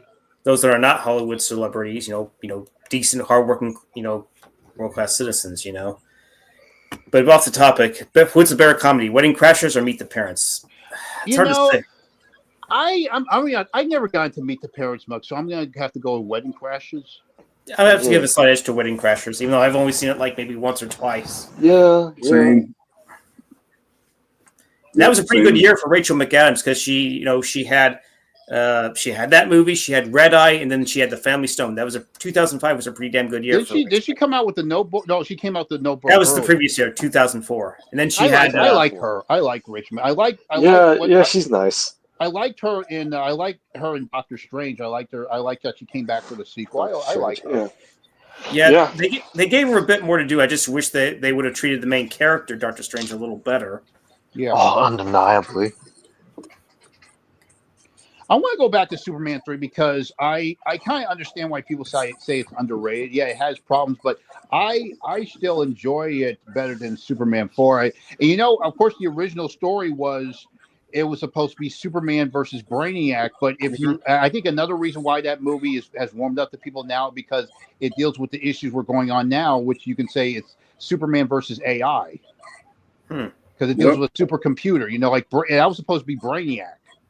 He was supposed to go up against Brainiac. Someone actually did a little poster where if there was going to be Superman 5, Reeve would be back, but apparently Peter Weller would be Brainiac. That would have been a for him for sure. Oh, imagine if he did that right after RoboCop, and he played Brainiac. That would have he would have been perfect, man. Of course, you know they done some comics where there's like sequel comics, you know, like Batman '89, Superman '78 comics where they put they had Yul Brynner as Brainiac. That's a Yeah, good because choice. he was in fucking Westworld in the '70s and shit. Yeah, Yep. because he's a robot. You know, yeah, he would have pulled it off. Absolutely. Oh, undeniably. Yeah. Oh yeah. You know, if they had Mr. and Mrs. Pill, like I could have seen Danny DeVito as that character since he played the Penguin for Batman. He would nailed that role. DeVito was He would have been like already a great he would have had like he could have done it even then probably. Yeah. It would have been cool for Christopher Reeve because it would have showed him do some more comedic stuff because I saw some movies where he did some funny stuff, so it would have been cool for him to show the comedic side of Superman because these other villains are such a threat and Superman is he's very desperate to save him, but when it comes to Mrs. Pill, like, it would have been cool for Superman to be like, come on, I have to deal with you now, why don't you leave me alone? It would have been cool to see Christopher Reeve deal with a villain like that in the comic side because the other villains are like super threatened, but Mrs. Pill, he just wants to fuck with him. It would have been cool to see Christopher Reeve Superman like. So essentially, Superman's. I'm sorry. Go Superman's ahead. equivalent of the Joker in a way. Yeah, so it would be cool to see Christopher Reeve do some comedic stuff as Superman with that character, Mr. and Mrs. Pill. Like, oh, I have to deal with you again. Why don't you leave me alone? Right. Serious question. How would you have felt about the world's finest movie, where it was Christopher Reeve as Superman and Michael Keaton as Batman? It should have fucking happened. It should have fucking happened. You know what? It should have happened right after Batman. I know Christopher Reeve, he said he didn't do it because he felt it was getting old. But look at Michael Keaton came back at the age of 70. And of course, don't forget the Kingdom Come Superman. He's all gray haired and shit. And of course, there's that Photoshop of Christopher Reeve in the Kingdom Come with the gray hair. That would have been awesome, man. It should have happened. It should have fucking happened, man. It would have been much better than what we got, you know. Yeah. With Henry Cavill and Ben Affleck. Yeah. And you know what? They did some cool videos where they took the Keaton and the Reeves movies and mixed them together, the trailers. And fan trailers. This guy just made this cool video, I think, with AI, where he made actually looked at Christopher Reeve and Michael Keaton were doing scenes that both Bruce Wayne, Clark, Batman, and Superman. Did you see that video? I don't think I've seen it, but I know exactly the kind of video you're talking about. That guy did an awesome job. I'm gonna send it to you later. It was I was like, oh my god, oh man. It was like he took something he traveled from an alternate universe and he brought it here in this universe. Oh my god. Yeah, that's kind of what we do with these what if movie ideas, though. Yeah. But did you know, you're going to be blown away for this? Did you know that it's on YouTube. Did you know that Michael Keaton and Christopher Reeve were in a movie together? Wow. I didn't know that. I haven't seen it. There is a clip online. It was a movie that came out in 1994. It was a rom-com with Michael Keaton and Gina Davis. I remember this movie was coming out when I was a kid. It was called Speechless. Speechless. That's what it was. I was trying to think of the name, but I had no idea Christopher Reeve was in it. But later on, I discovered. And then they showed the clip on YouTube with them talking, hanging out, the two of them. It was like, oh my god! Imagine if this was a scene from World's Finest. Oh my god! 94. Sad. And sadly, the year after that, the accident happened with Christopher Reeve. Yeah. If you watch that, and people even said, they comment, it was only one scene. It's like they had great chemistry, man. And it was like, this is 10, and they even said this is 10 times better than Batman versus Superman, despite that it was one scene. Oh my god! Yeah, I believe that. Well, yeah, I'm sure you all know this, that there's a fucking movie with Robert Downey Jr. and James Spader from the 80s called Tough Turf, right? I remember that. I remember that because Iron Man and Ultron. Were a movie together. Yeah, I remember There's a scene where they're standing next to graffiti in the background. It says something about the Avengers. Yep. And shit. Yep. That goes to show you. Maybe they Foreshadowing. had that in mind all Yeah, along. definitely foreshadowing. Big time, right? Big time foreshadowing with that right there. Yeah. I love James Spader. He's such a good actor. I'm glad he came back. He made a comeback. Weren't they in another film together? It was called Less Than Zero, I think it was. Yes. Yep, Less Than Zero. Yes, James Ellis, the writer. Yeah, those yuppie books in the 80s. Those yuppie stories. They were huge in the 80s. So they work together. They must be friends. Ironically, yeah, Tony because Stark the whole Brat Pack thing back then, because there were a lot of young stars who were. And it's ironic because Tony Stark ended up creating Ultron. You know. Yes, Tony was Ultron's father, technically. I am your father. Yeah. Yeah, James Spader. He's always been a good actor. He made a comeback with The Blacklist. That show ended a few years ago. I'm looking forward to see what he's going to do next. I always loved that guy. I remember him in this one movie with This is a movie with Rob Lowe. It's my favorite movie with Rob Lowe. You ever heard of Bad Influence? Yes, I have that. Heard of it. Yeah. That is a good movie, and Rob Lowe plays such a good villain in that movie. And James Spader does a good job. That came out in 91. No, 1990, actually. The whole scandal of Rob Lowe with the sex tape. Yeah. And he played a character who liked watching people have sex. He was like he was a psycho. Yeah, he studied. I think he studied his performance. Like, I think it was based on Ted Bundy, actually, if I'm not mistaken. Ooh, I could see that. And actually, the film came out in March 9th, 1990. Actually, Curtis Hanson. Remember, James Spader was also in that movie Jack's Back. Remember that? Yes. Jack the Ripper. Yep. Yeah, very underrated flick right there. And I'm glad I got the Blu-ray. And of course, he's known for this other movie, Sex, Lies, and Videotape. I've heard of it. Independent film classic, I heard. Yeah, indie classic. Then he also had a really good underrated little role in Wolf with Jack Nicholson. Oh yes, with the Joker himself. Yeah, Joker versus Ultron. Yeah. Yeah. Joker versus Ultron and Catwoman's in the mix. Stargate movie. He was in the Stargate movie. Yeah, Stargate. That's another. Yeah. That also became a popular series in TV. I never really got into the series. Sadly, I still like. I mean, I like the movie, but it's like the show overshadowed the movie because when you think of Stargate, you always think of the show now. Because of Richard Dean Anderson from MacGyver. You know, because he's now playing the Jackson role. I know some people didn't. People liked Kurt Russell. They just didn't like his performance. His son died, but still they liked Richard Dean Anderson because he had more humor. Yeah, but his son died. He had to be that way. Right. Yeah. Earlier we mentioned how remakes suck. Isaiah, this is you. Thankfully, you probably avoided this movie, but if you haven't, what did you think of the Crow remake? I did not see one frame of it, and I never will. I never will either. That's for the better. Fucking will. Brandon Lee is the Crow. That was unnecessary, and look what happened. No one remembers, like it never happened, which is what it deserves. Brandon Lee is the Crow. Absolutely. Yeah, he is. But you know what? If the Crow was made in the late 80s, going back to Thomas Ian Griffith, he would have played that part too. He had the long hair, he had that intimidation. I could have seen him play that role. Maybe. Yeah, maybe. But you want to know another role he would have been perfect for because he knows martial arts, he had a cool sense of humor. This guy was my childhood hero, Remo Williams. Remo he Williams. Would have fucking nailed it as Remo Williams. Have you seen that movie? Oh yeah, a long time ago. Yeah. Of course, that classic poster with the Statue of Liberty, the scene with the Statue of Liberty. Fred Ward, he is my Remo Williams. But Thomas Ian Griffith would have nailed it. He would have been a perfect Remo. Yeah. They could maybe still do one if it's possible. Yes, I want because that's based off a series of books like Jack Reacher, the Destroyer. I want to see more of Remo.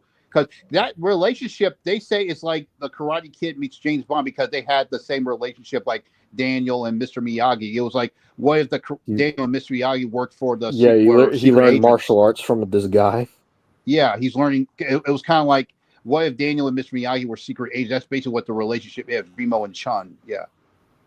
The kind of like that father and son type relationship. What kind of same in the movie was. Yeah. Like, what if the Karate Kid meets James Bond? That's basically what it is. I'm surprised no one made fun of that movie on Cobra Kai. That would have been awesome.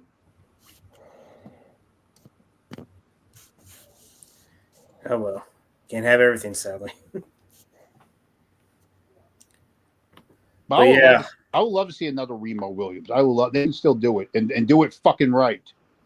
Do it right, but who knows how that's going to turn out? But you never know. Yeah, the thing, especially the shit going on with Hollywood right now with the fire, and you know what? People don't need Hollywood because we have a lot of people filming stuff in Chicago and Georgia, and it's like Chicago and Georgia are like the top places where they're filming are known to film because it's cheaper down there. Those two areas. Wilmington over here in North Carolina is a popular choice for location for filming too.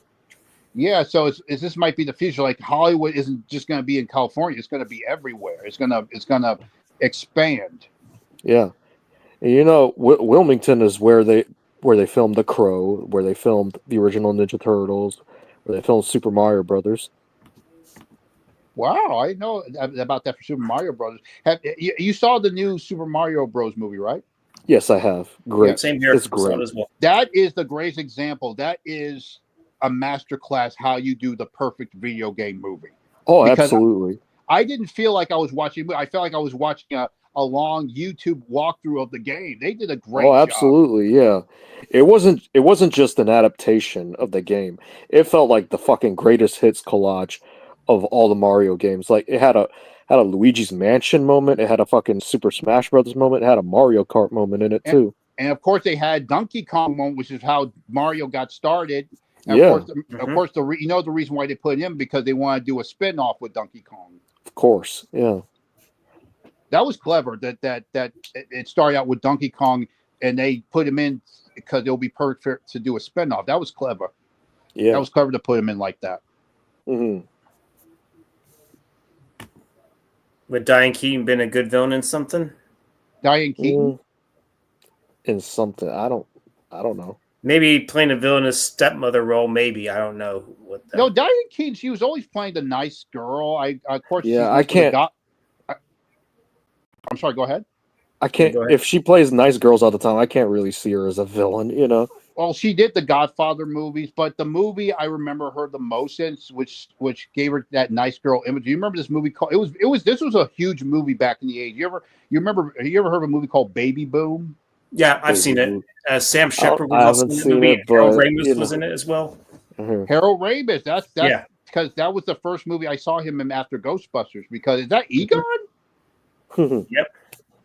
And I remember the scene where she's throwing spaghetti at the both of them, and she was trying to feed her because she found her like a relative of hers has died. She was this no nonsense working woman in New York, and this baby just drops into her lap, and she had to take care of her.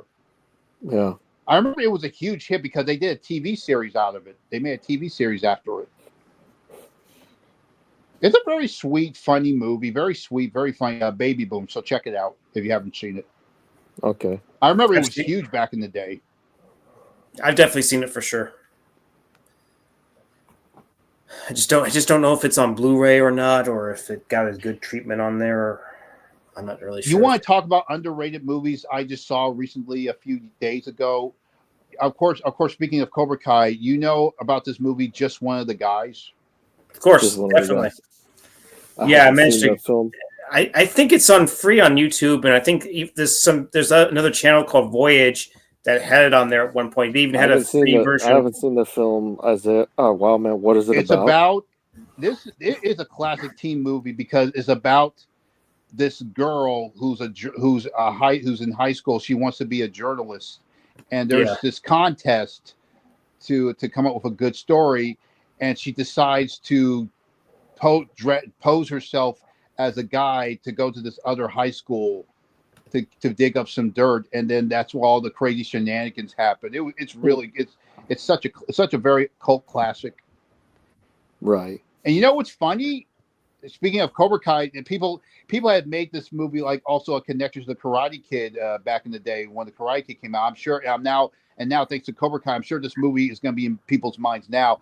William Zabka played the bully in that. Yeah. This was a year after Karate Kid, 1985. Yeah. It's part of that Greg Toller, bully Zabka trilogy they call it. He played the villain. He played the bully in Karate Kid.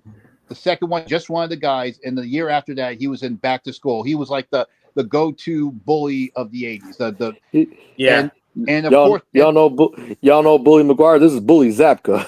Before Billy McGuire, there was Bully Zabka, and he did it in like almost 3 straight.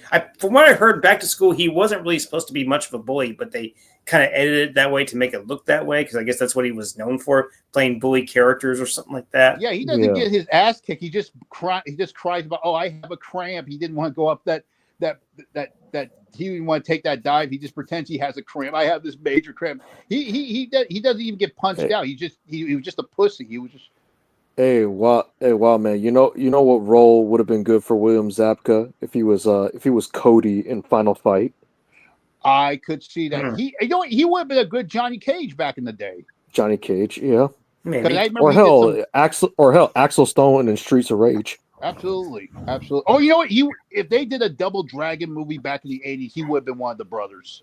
Oh yeah, for sure. And you know what? Going back to that movie, just one of the guys. another interesting connection to Karate Kid. What is it? William Zabka. The lead girl, Joyce. Her name is Joyce Heiser Robinson. While she's posing as a guy, she actually looks and sounds like Ralph Macchio. Yeah, I can see the resemblance because she is Italian, I think. Hey, what's going on, Sam? She has that voice. Up, she has that same Italian voice like Ralph Macchio did.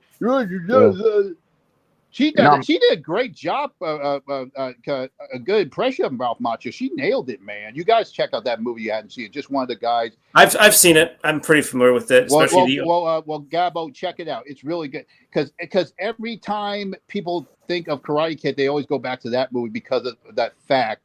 And now, thanks to Cobra Kai, I'm sure a lot of young kids, since they were reintroduced to these actors with these characters, they're going to go back to that movie now because I've seen they already made videos on TikTok comparing Ralph Macchio to the girl who was doing a compression. They did a photo, a video of Ralph Macchio, and then they cut it to the girl posing like him because they edited those two movies together on TikTok video.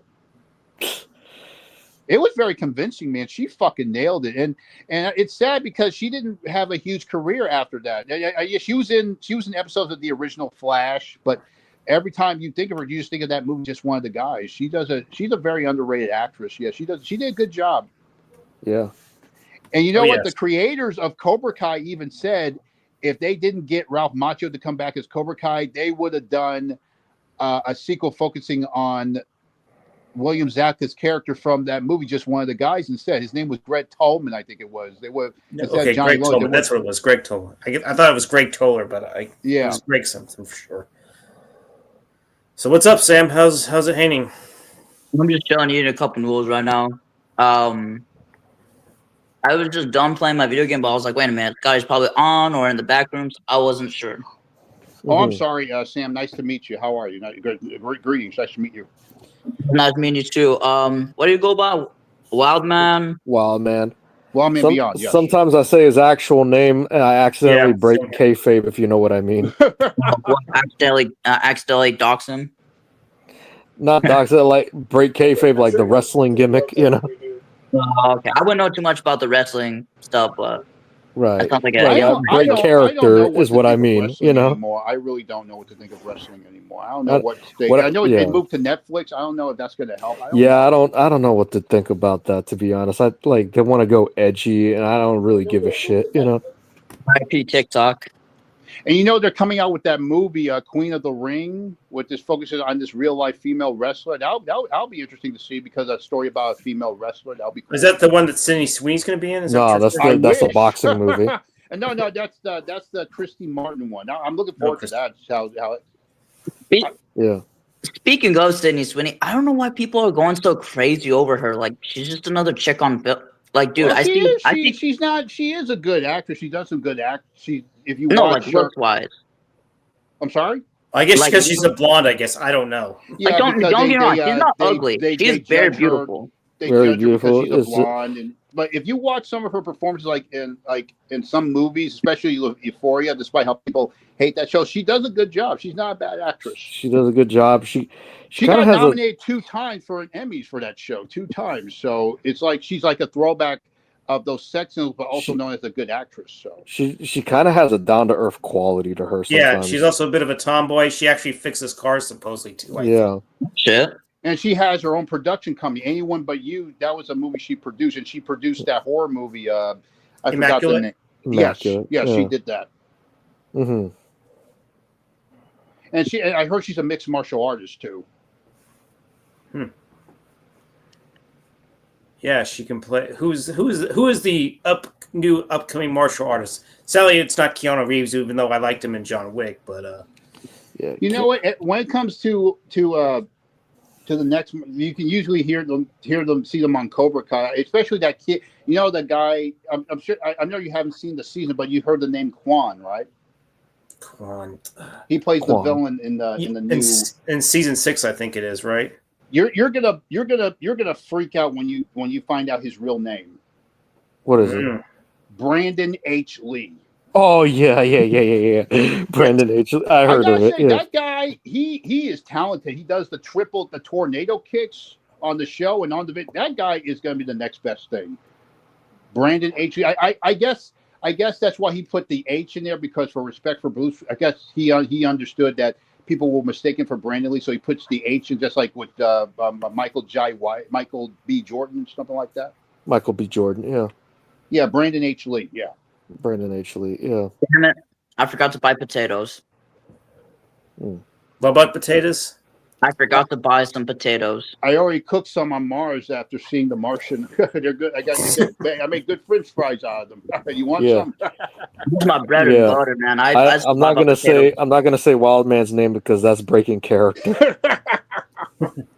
Sammy, would you like some potatoes?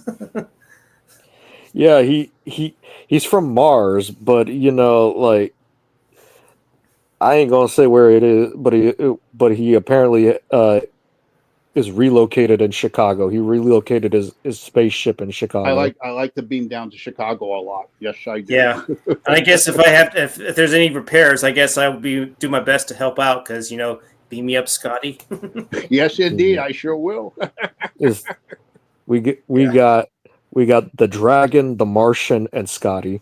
Yes, you do. Yes, indeed. Yeah. Or you could say Ryu is dragon in Japanese, by the way. Yeah, and technically you could say we can refer to Sam as the soldier, because he's actually in the army right now, believe it or not. Oh, yeah. Cool. Thank you for your service, by the way. Yeah, thank you. Yeah, appreciate it. But since you're in the service, are you a fan of the Rambo movies? I always like to ask people in the service that question sometimes.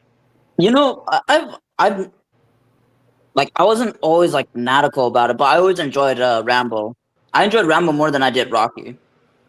It's nice to hear that, because he's always, when you think of Stallone, he's always all about Rocky. I love Rocky, but it's nice to see, because I grew up with both Rocky and Rambo, but I was more into Rambo more, so it's kind of cool to hear you say that.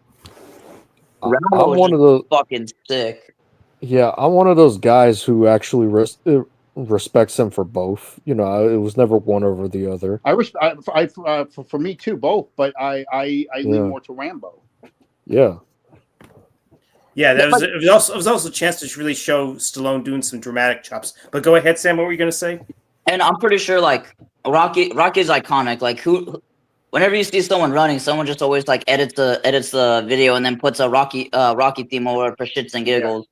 Yeah. So it's really like made an imprint on society, even though like kids didn't grow up watching that. They just know, Rocky from right. It's like a go in a distance type of movie, but it's still kind of like a fantasy. People have forgotten that Rambo was iconic too, even in the 80s, because in every movie they would mention him. And of course, President Reagan was a fan. I remember there was a cartoon. Rambo was like the 80s version of Superman. He was everywhere.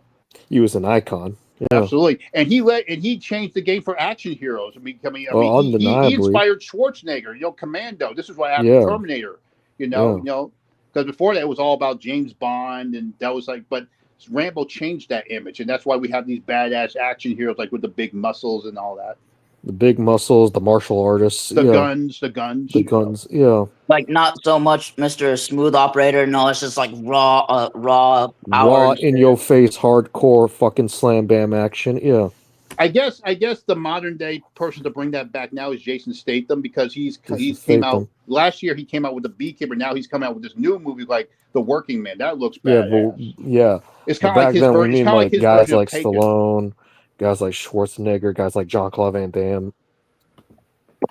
Enough. No superheroes. People are done with superheroes. Yeah, I think people are as well, especially if they're gonna, castrate them, or try to promote the yeah. Despite that, maybe this new Superman movie is going to be a hit, but still, the superhero genre it's past its prime now. It's been enduring fatigue, that's for sure. Yeah. It's one of those things. It's one of those things in Hollywood where it was huge for a while, just like Rambo was, and then it goes away, then it comes back full circle. It's the superhero genre is like that now. Yeah, and people want to go back to the old, like John Wick. Of course, another example, John Wick bringing back the action. John Wick brought back that hardcore action.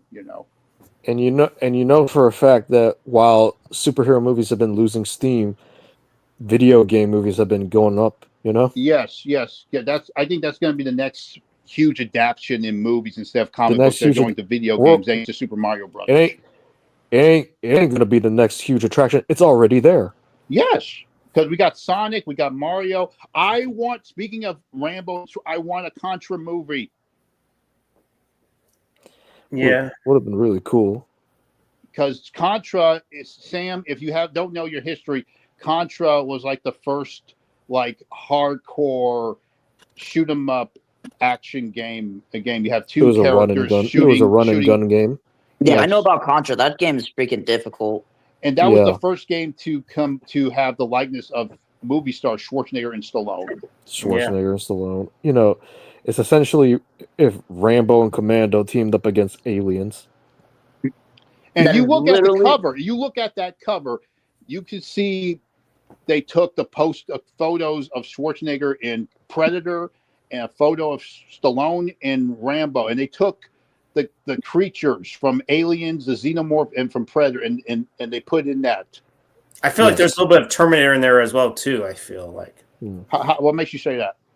I could swear you fight some kind of robot that that could be something from the Terminator timeline, maybe. I don't know. It was like a pulp game. They took everything that was popular at that time. It was like a pulp game. It's like they took it's like meaning you take everything that was popular, like exploitation. You take everything that's popular, and you it's kind of like with Mortal Kombat, how it borrowed from a lot of kung fu movies, like with Van Damme and Bruce Lee. Exactly. Yeah, but okay. As much as I love Mortal Kombat, I just didn't like how they did the multiverse thing or like timelines. It's like, okay, I get it. Like they went back in time to change the outcomes, like on Mortal Kombat 9. I see what you mean. But they redo it. It's like, but then from Mortal Kombat 1, like, what about the combat kids? What about their history and all that stuff? Why not just continue from there? Liu Kang was just old as hell, but still in action along with like. I'm very old school when it comes to Mortal Kombat. I love the classic stuff, like with Liu Kang and Scorpion and Sub-Zero. But like my honest opinion, I think MKX was better than MK11. Fair enough. Sam, let me ask you this, because speaking of fighting games, of course, Mortal Kombat is a tournament game, but of course, there's the beat 'em up games. Are you familiar with Double Dragon? Double Dragon. I think I played. Isn't that on the Super Nintendo? It was one of those Super games, Double Dragon. Just like Mortal Kombat. It started out in the arcade. Of course. Aren't you like two brothers that are just like beating up all kinds of yes. Double Dragon was like and then you finally get the girl, so y'all fight each other over the girl. That's the game, yeah. Yeah, Mortal Kombat was a tournament game. This was like the first ever beat 'em up game where you're walking side-scrolling beat 'em up, and you pick up people's weapons and you hit them, you pick up their weapons and you hit them back with them doing kicks, and you walk all the way down to the end of it led the way for the beat 'em up game. Yeah, get from point A to point B. Yeah. Yep. I've actually I remember playing. I've known about it a little bit, but I didn't grow up with it. But I remember they did come out with Dragon, a shit, and just like they did come out with with a shitty movie, which was crap. Yeah, that movie was awful. And you know what's strange? It starred Alyssa Milano of some people. Alyssa and Milano it also had Mark Dacascos as one of the brothers as Jimmy. And you know what? If Brandon Lee would have lived, he would have played the other brother, Billy. Because I heard a rumor that he he was supposed to play the other brother if he didn't die. They've been saying rumors like that. They've been saying rumors like that for. I believe it, but I believe he can be Billy. But they've been saying rumors like that for ages. You know. That's what I want to see. I want a Double Dragon movie. If that's going to be the next adaptation, that's going to be huge outside of in video games. Give us a Double Dragon movie. You know that they're really, huh? Like I don't care what anybody says. What I think they really flopped was what the heck? It was like the new Roadhouse movie. Yes, it was about fighting all that stuff. I don't fucking care. I don't give a shit about that. Care. Yeah. Fuck, there's only one Roadhouse. Fuck Jake Gyllenhaal, Patrick Swayze is Dalton. There's only one Roadhouse. I'm sure it was better than the sequel that came out, the one with Jonathan Sketch, I would assume. I don't give a fuck. I didn't care about that either. There's only one Roadhouse. I can understand that because Roadhouse is a quintessential classic. You know, you had Swayze, Sam Elliott. You know. So what you're saying, folks, is that there can be only one.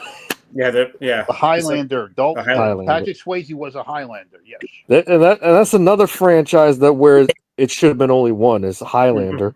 I did like the second one. I like because Sean Connery came back and the villain was Michael Ironside. I like that. Yeah. I don't even mind the third one too. By the way, wow, man, that's another fucking franchise that's getting a damn remake later on. I did like the TV show. I did like the show. Yeah, the TV show was pretty good. Yeah.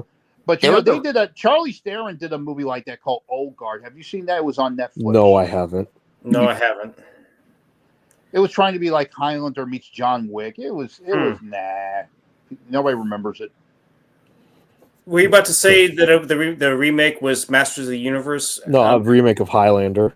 Oh, wasn't Henry Cavill going to play a role in that? Yeah, he was. He is. And I don't give a shit. First Superman, not Highlander. By the way, speaking of him, he just became a dad, super dad, Superman, super dad. That's good for him. Just don't do Highlander, please. Just don't do Highlander. Yeah. What's starting to trend on YouTube all of a sudden is Super Scott. All of a sudden, like I never even heard of Super Scott. I'm like, where the hell did this even come from? Turns out it's from Cartoon Network. I miss Cartoon Network. I do too. Those idiots, those fucking idiots. Those fucking Hollywood idiots. They always like to take good things away. Look what they did with the fucking Sci-Fi Channel. Dude. I thought isn't it still around Sci-Fi Channel? But sci-fi meant science fiction. Everything about science fiction from old TV shows, old movies, and then they did some shitty shit like it did with MTV and fucking G4. Oh, G4 was the shit. Because G4 was about video games. Yeah. Yeah, but then they started putting on cheaters and cops. They did the same bullshit they did with MTV. This all started with MTV because they did some other stupid shit that didn't belong there. Like what? Putting like Jersey Shore or something. I don't give a fuck. It's all M in MTV stands for music television. I mean, at least I can tolerate the real world. At least, hey, they actually did a season where it was in Austin. Beavis and Butthead is the GOAT. Beavis. Yeah, that was the. I'll go with Celebrity Deathmatch. I like that show. Celebrity Deathmatch as well. We need that show back. So look at the celebrities we have now. We need that show back. We need that show back. We need these motherfuckers beating each other to the death. I want to see Taylor Swift get her guts torn out. We got. You know what? I want to see Sydney Sweeney kick her ass. I want Sydney Sweeney to do it. Who should kick P. Diddy's ass? Should it be Justin Bieber? No, who should kick Diddy's ass? It should be Eminem. Eminem is a woke piece of shit. Anyway. 50 Cent. Yeah. But you know what? Kid Rock kicked his ass. Kid Rock is 10 times better than Eminem. Kid Rock, yeah. Oh, damn. That should be a match for ages. Kid Rock versus definitely P. Kid Diddy. Rock, I love that guy because he does hip hop, he does country. I love that guy. Who could forget his little small role in Joe Dirt? Oh yeah, nobody like you, son. Nobody wants you here, son. Nobody. All right, that guy. Like, you know how in UFC you always got the Three the Fugitives. announcer and I've all never that stuff, seen like this shit. how they're talking about stats. Like when it goes to P Diddy, like the infamous, or something like the diddler, like on some crazy shit. I'm pretty sure they can come up with something creative. I by the way, Three Fugitives. I remember that movie. It was a remake of a French movie. It was with Nick Nolte and Martin Short. Yeah, that's a very good movie, very sweet movie. Okay, that's what I was. Who else was in there? Who was James Earl Jones, by the way. Really? Damn. And the guy who played Cameron from Ferris Bueller's Day Off, he played his partner. They were in that together. Alan Ruck. Yep. Okay. Yeah. That's a good movie, very sweet movie because Nick Nolte, he played this guy who was getting out of jail, and Martin Short, he was going to the bank, and Martin Short was robbing the bank because his daughter was sick, and they go on the run together. It was a funny movie, very funny, sweet movie. I take it you're not a big fan of Mortal Kombat, Akers. You know, I'm sure he enjoys stuff other than Mortal Kombat, but you know. But you know, what are you talking about? Sam, let me ask you a question. Hey, Marshall, put that comment back up. Try watching something you might enjoy. Go fuck yourself. Okay, I'm sorry, but come on, man. What's your question, man? I was asking. Speaking of martial arts, are you a fan of Cobra Kai? Cobra Kai? No, I actually liked Cobra Kai. I just never got. I was asking if you were a fan. I didn't say you didn't like it. I was asking if you were a fan. Okay. Yeah. Damn, Alex, you went hardcore. Who, me? Yeah, I'm sure she wasn't, trying to be mean or anything like that. Yeah. I guess she was joking. Yeah. Okay. So, but Sam, what were you saying? You say you like Cobra Kai? Yeah, I like Cobra Kai. I remember I was watching it with my friend. This is like whenever back when I lived back in New Mexico, and I was actually enjoying it. I just what is it on Netflix or YouTube? Red? It's on Netflix. Like the original Karate Kid films are on it. Did you ever watch the original Karate Kid films? Yeah, I watched 1 and 2, and the one with Jackie Chan. Did you watch there was a third one? Did you watch that? There's part 3 and part 4. Well, the one with Hillary. Part 4 was the one with Hillary Swank. Did you watch that one? I never watched 3 and 4. I only watched 1 and 2. You gotta watch 3 because that's where Terry Silver shows up. It's introduced. You know the character of Terry Silver, right? Not too much. Yeah, so you haven't watched the rest of the seasons yet, right? I haven't watched a lot of that stuff. I really haven't. Like, I barely got to watch like 3 or 4 episodes, and well, check it out because it's super huge. It's huge and it's processor the correct. And people are already saying that it's better than the modern day Star Wars because they do it right because they talk about the same themes of balance and the dark side. They said this is what the recent Star Wars should have been like. Yeah, I mean, sadly, Star Wars is dead. And speaking of Star Wars, I actually just watched all three of the movies. Which ones? The original or the prequels? Prequels. The prequels are kind of warming up to people a bit. They're better than the shit. They're 10 times better than the shit that's coming out now. Yeah, they weren't perfect, but the Revenge of the Sith was easily the best one. So yeah. Yeah, for sure. Oh, those prequels, not the Disney prequels. Okay. Yeah, but I did. You mean the Disney sequels, not the Disney prequels. You want to know what? And Sam, another interesting thing about Cobra Kai that it's giving martial arts a comeback in the limelight, especially in action, because before it was all about MMA and Ronda Rousey. But ever since Cobra Kai came back, it gave a more interest in the real term of martial arts back in the days of Bruce Lee and Van Damme. It was kind of cool to see that happen thanks to Cobra Kai. That's another reason why you should watch more of it. Well, also like what I'm starting to notice with like what should I call it? Martial arts culture is like it's very vulgar. With UFC, it's not very honorable and all that stuff because there's one championship. I'm not sure. It's like very honorable, but it's not very famous. I think that's how MMA should be. or martial arts in general. Answering your question, my favorite scene in Hudson Hawk has to be the scene with the hospital bed where the chase in the street with the hospital bed. That was funny. All right, folks. I think I'm gonna head out. I'm about to fall asleep. Okay. I mean, but it was great seeing you again, Alex. Thanks for stopping by. It was good talking to you. We got to do more of these. We got to do more. Yeah, and we got to do another Love Island commentary. Oh, for sure. All right. Have a good night, man. Take care. See you in the stars. All right, later. But yeah, Hudson Hawk. That's a very underrated movie. Bruce Willis's career. It wasn't a hit when it came out, but it gained a cult following. I remember they came out with a video game of Hudson Hawk, and I played it. Hudson Hawk. That's the name of the game. Hudson Hawk was a movie that Bruce Willis did, and there was a video game of it.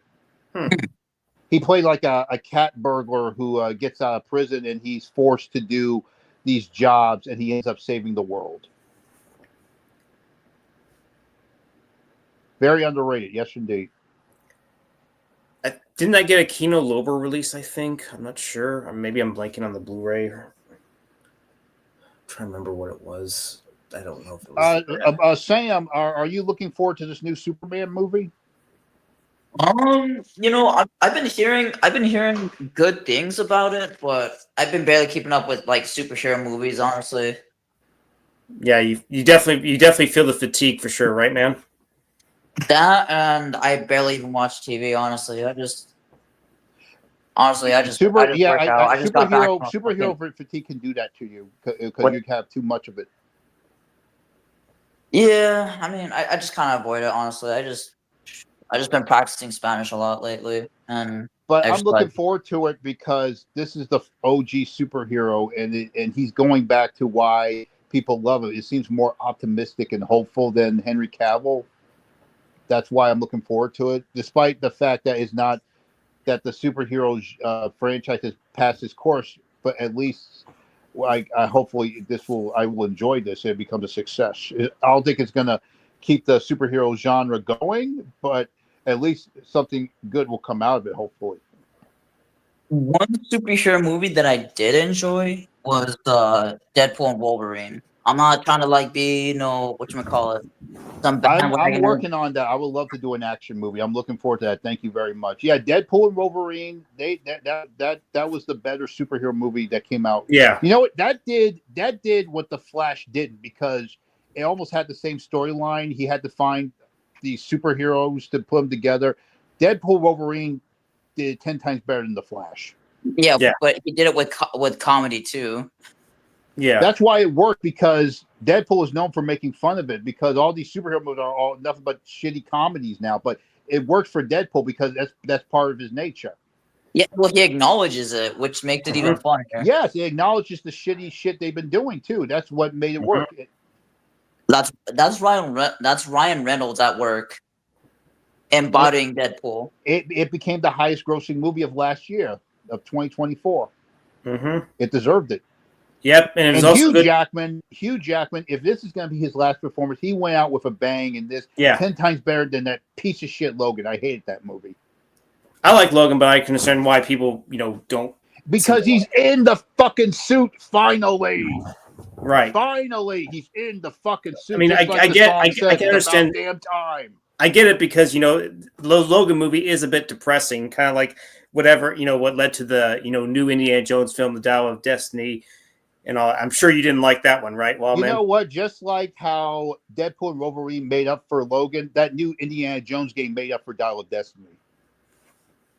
Yeah, I love that game. Everybody's going crazy over this game. They Cobra Kai the shit out of Indiana Jones with that game. They really brought back the heart of what made Indiana Jones cool. And you know what? The actor who did the voice for Indiana Jones, that's not Harrison Ford. That's what's his name? His name is Troy Baker or something. He did a fucking good job, man, because you actually buy that it's Harrison Ford, but it wasn't Harrison Ford. That was another actor. Wait a minute. Are you talking about the new Indiana Jones game where it's like Raiders of the Lost Ark or some other shit? Yes, the Great Circle. Indiana Jones and the Great Circle. I love that game. That is, of all the Indiana Jones games, that is the best Indiana Jones game ever. I think they should at least. If something were to happen with Lucasfilm, they should do one more Indiana Jones film, have it go out with a bang. If Spielberg can't direct it, get Steven Sommers to direct it. You know what? He deserves a first shot. He did the Mummy. I see. He did the Mummy movie. But you know what they should do? Take something from the Indiana Jones Chronicles. Bring back Sean Patrick Flanery as young, but this time as young, older Indy. And you can have Harrison Ford play this time actual old Indy, where he's talking about his adventures. You go back from Harrison Ford to Sean Patrick. Sean Patrick Flanery, what is he doing now? What is that guy doing now? I don't know. He was in some movie. He's known for Boondock Saints after that. But what else is he doing? He was in some kind of possession movie that came out like a year or two ago. Yeah, I know about that. But he's not doing much. What is he doing? Give him a fucking job. Yeah. Going back to Indiana Jones would be perfect. Harrison Ford is too old, and you can have Harrison Ford play this time actual old Indy, and you can go back to Sean Patrick Flanery this time as young older Indy. That's a better way to. That's a better way to do it. And also, like you said, he should be less grumpy and stay off the MJ, like you said. Right? I can't. Harrison Ford. I can't. He gets on my nerves now. That guy gets on my fucking nerves. His fucking attitude. It's that fucking weed. It's not because he's grumpy. Stop smoking that weed, damn it. Harrison Ford. Harrison Ford is a pot. It's a pothead. That's why he acts like that. He smokes weed because he says it calms him down because he's so fucking nervous. Get off the Pineapple Express, man. Yeah. Speaking of Pineapple Express, that was a pretty damn good movie. Yeah, that was a fun movie. Yeah, I love Pineapple Express. I'm shocked that never got a sequel. You know what's strange? People forgot about this. Amber Heard's in that fucking movie.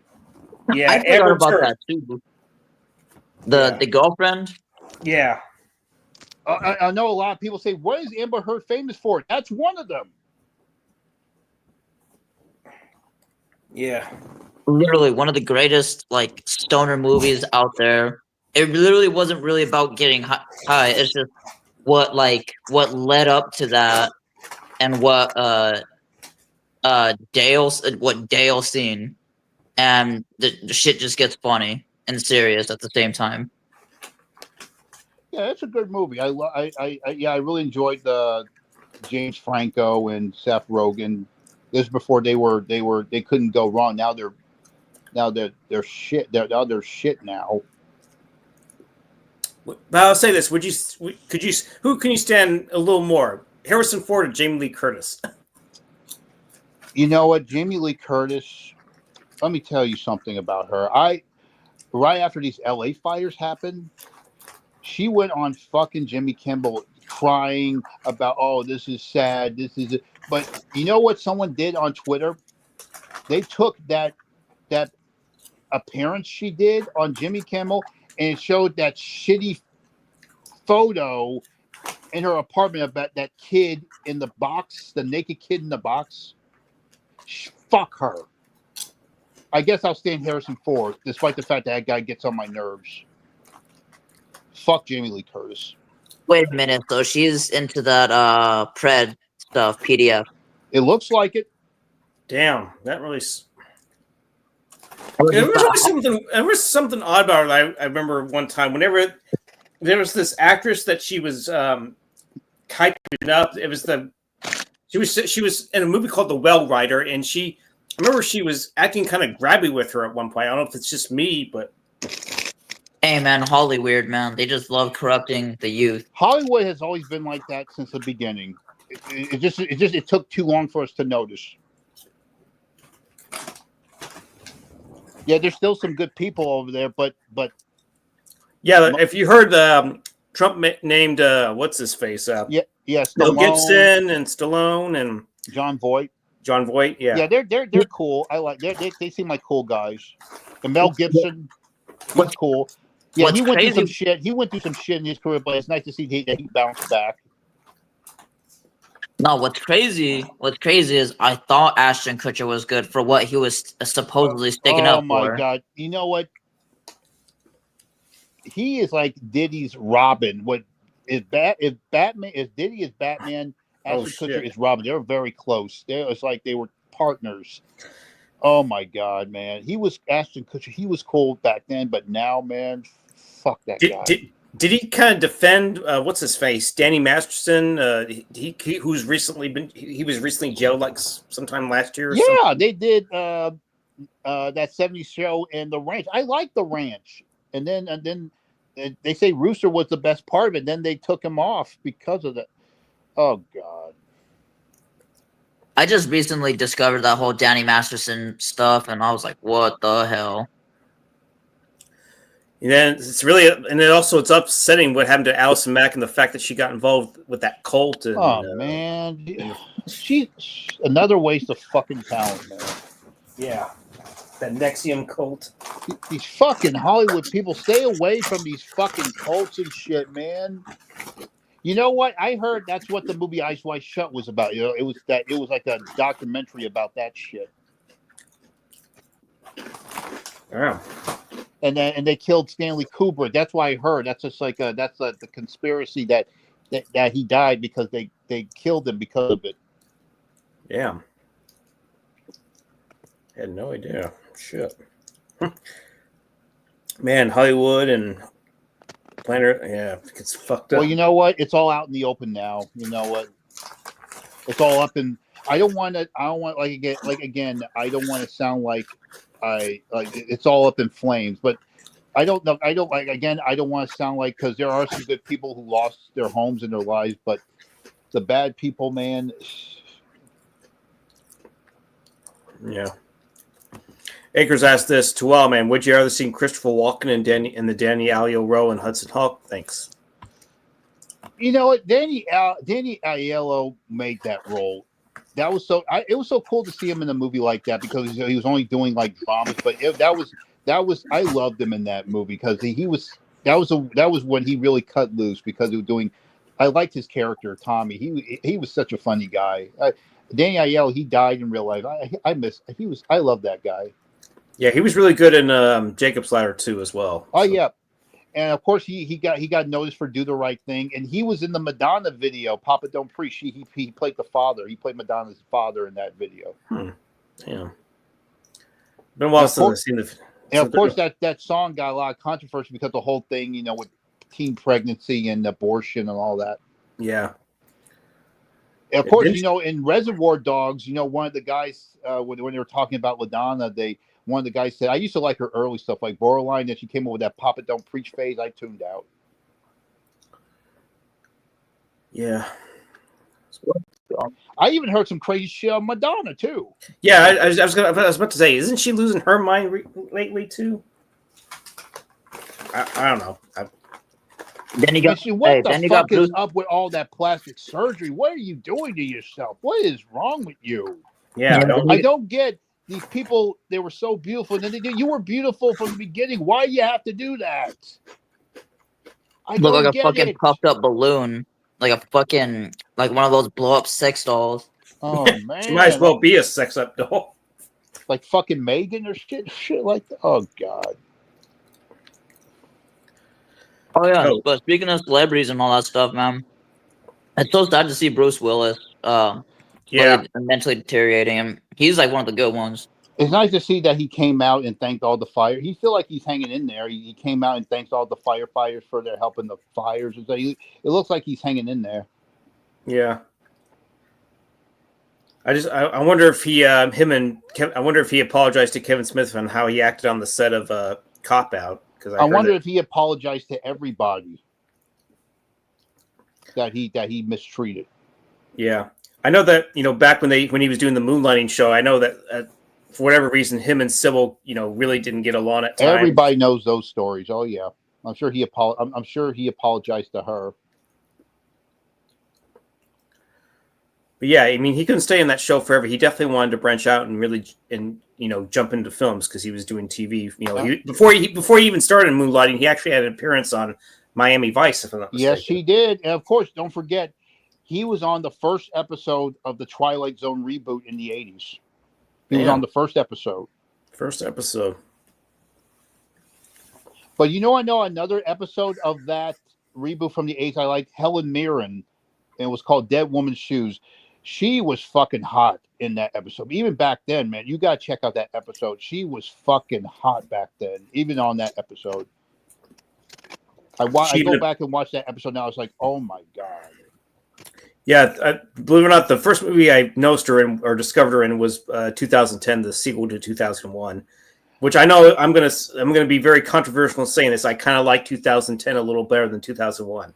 So, that's your opinion. But the first movie that introduced me to her was a very underrated movie. I have to say this is my favorite movie she did. This is before she got famous. Teaching Mrs. Tingle. That's a very underrated teen movie. Oh yeah, because it has that fantasy that you have this bitchy ass teacher that gets on your fucking nerves, and you just want some big fucking payback. Yeah. Originally, I heard it was going to be called "Killing Mrs. Tingle" or something at one point. But the tragedy of Columbine happened around that time, so they changed it up, and I guess they changed the material, which is understandable because teaching is a much better. Killing is very simple, but teaching that has a thing to it because she's a teacher and they want to teach her a lesson. So it's like the students became the teacher. That was like the irony of that. They were teaching her a lesson. So this movie was about to be a rated R movie, but they had to change the concept due to Columbine. Yes, yes, because the title "Killing Mrs. Tingle," but they changed the teaching because of the whole Columbine incident that happened around that time. Yeah, just like I know that Scream 3 was originally going to have Stu from the first one come back, but because of Columbine and I think there were other things that contributed as well, they completely changed it around to a completely new storyline, I believe. I remember there was an episode of Buffy they had to remove because it dealt with a kid killing the kids at the high school, and Buffy had to stop him.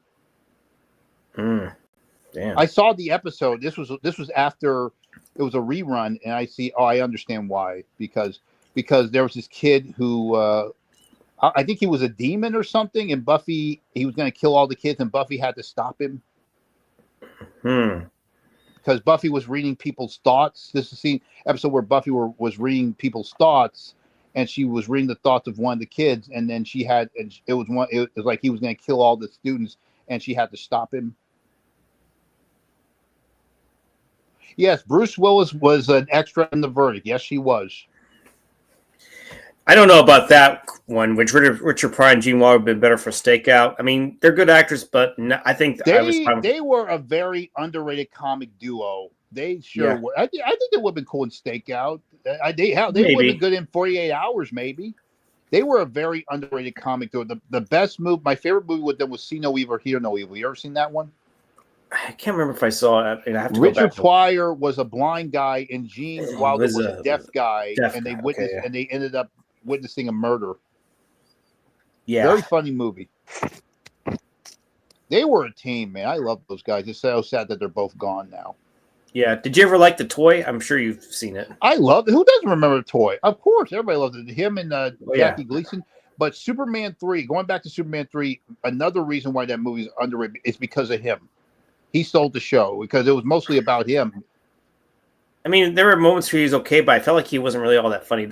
I know people are going to be shit for this, but I kind of like Superman 4 a little better because it tried to get back to being serious, but Christopher Reeve was just really screwed by the canon people. I understand what they were trying to do with that because especially now with all the political stuff, because that's exactly what you want Superman to do, But even Christopher Reeve, before his accident, he was doing conventions before conventions were popular. There are some videos of him doing a convention back in the 90s before his accident. And he said that Superman 4 had a good story, but it was bad execution. And he said that he would have came back for a fifth one. He said, if you give me a good script, you sign me up. And then the accident happened, and we never got it. Yeah, it's unfortunate. But I did one time. I think I showed it on John's channel. You saw how there was this one dude that actually fixed some of the visual effects problems. It could be fixed if you actually had someone that knows how to. I've been seeing a lot of videos re-editing and fixing old movies on YouTube. So yeah, like going back to that Michael Keaton, Christopher Reeve video of them together with as Batman and Superman. The guy did a great job. Yeah, and so as far as Superman, I feel like Christopher Reeve. That's the most role that that he's known for. That's the best Superman I've ever seen. I didn't exactly grow up with the earlier ones. I'm sure they were okay for the time, but Christopher Reeve was my Superman for sure. To this day, like with Sean Connery with James Bond, just like with Michael Keaton as Batman, Christopher Reeve is up there when it comes to Superman to this day, and I agree. Yep.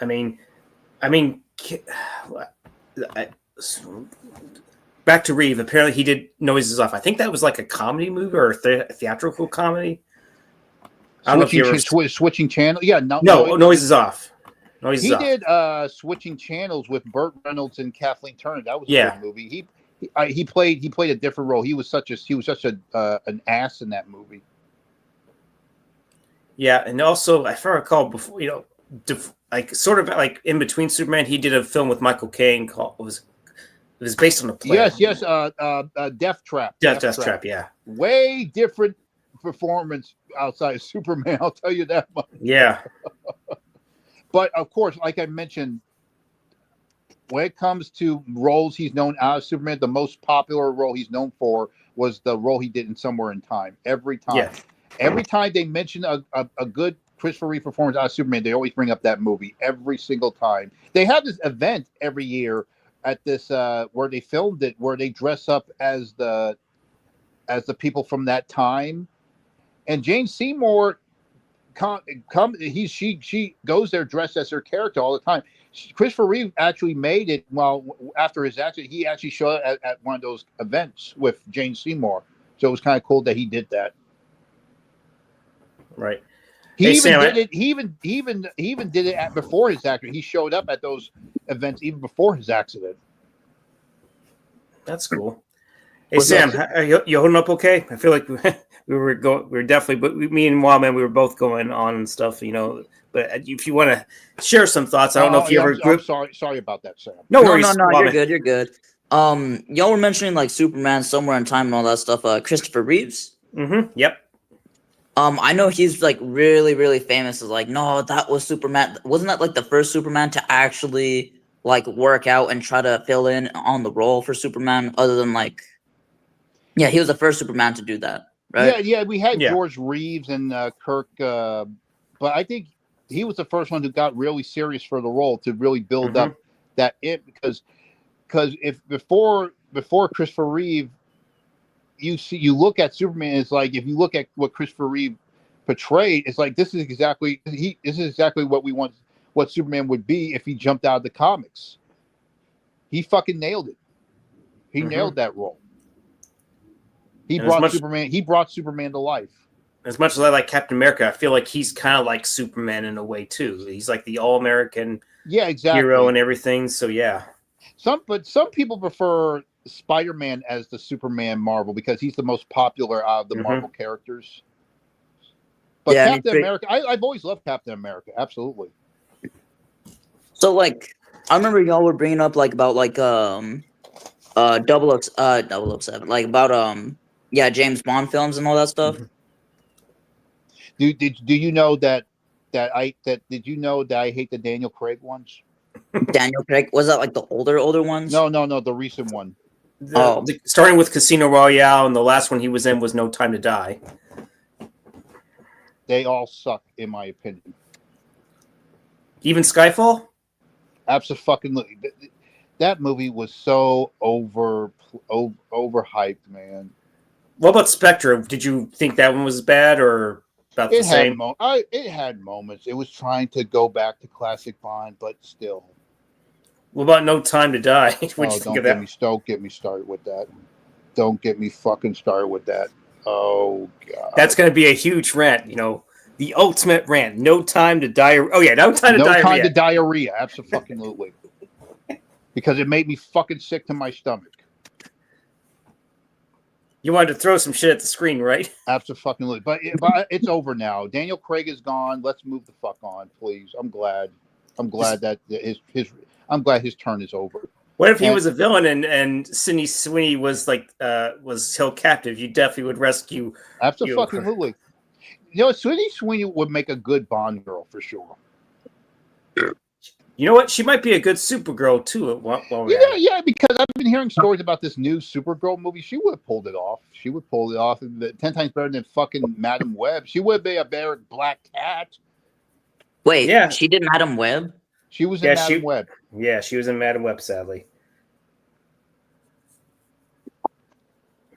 Or Madam Woke, if you want to call it that. Yes.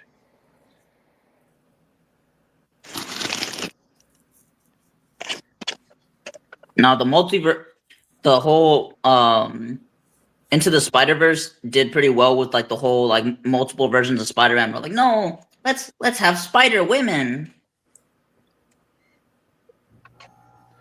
I like Spider-Man Into the Spider-Verse. I like it. But I prefer. I know people call me crazy, but I had more fun with Spider-Man No Way Home. That was like a live action version of Into the Spider-Verse. I'm gonna be honest. Yeah, it's not a perfect movie, but I enjoyed because of the fact that all the 3 Spider-Men were in it. Yeah, and they ended up teaming up, and people were going nuts in the theaters. Even when I was watching reactions on YouTube in the theaters, people were going nuts when they were together. They were going insane. When those 3 showed up together, that saved the movie. Hey, no spoilers for me. Just because I never seen all the Spider-Man movies. Sorry. But I'll say this: Willem Dafoe really still nailed it as the Goblin. He did. He did. He didn't wear the fucking mask. Yeah.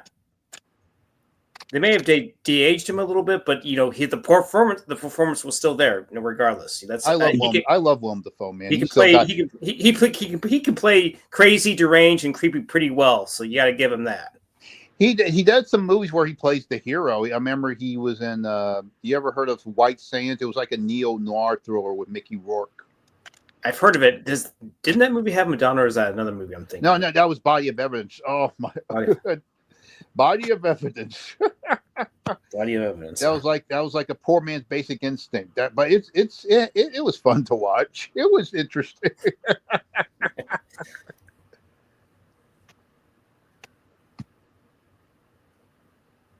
Yeah, but Willem Dafoe, he played the hero in Platoon. Sadly, I'm not sure. I don't want to give it away if you haven't seen it. Okay, no worries. I've seen it. You seen it? No, never seen it. Yeah, that was one of the most popular Vietnam movies that Oliver Stone directed. It won an Oscar for Best Picture in '86. Like I've seen Red Dawn, the OG one. I haven't even seen the new one. Red Dawn? Yeah. That's an '80s classic. That's an '80s classic. The remake, it was it was Korea, but you can tell originally it was supposed to be China.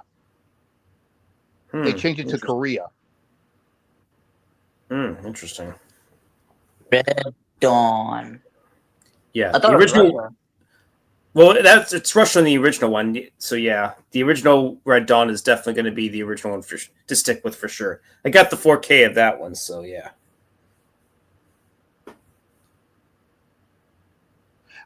Sam, I want to ask if you've seen this movie because I know Scotty has seen it. Have you heard of this movie called Just One of the Guys? Just one. It sounds familiar, but I don't think I've ever watched it. People speaking of Karate Kid and Cobra Kai, is every time people bring up either Karate Kid or Cobra Kai, they always bring up this movie because it has like this connection. Because I remember when the Karate Kid was a huge hit in the '80s, there were a lot of people connecting this movie, and now thanks to Cobra Kai, I'm sure people are going to connect and talk about it even more because the story is it's a very underrated teen movie. It's about this teenage girl. She's playing to be a journalist, and she decides to investigate going to this other school posing as a guy.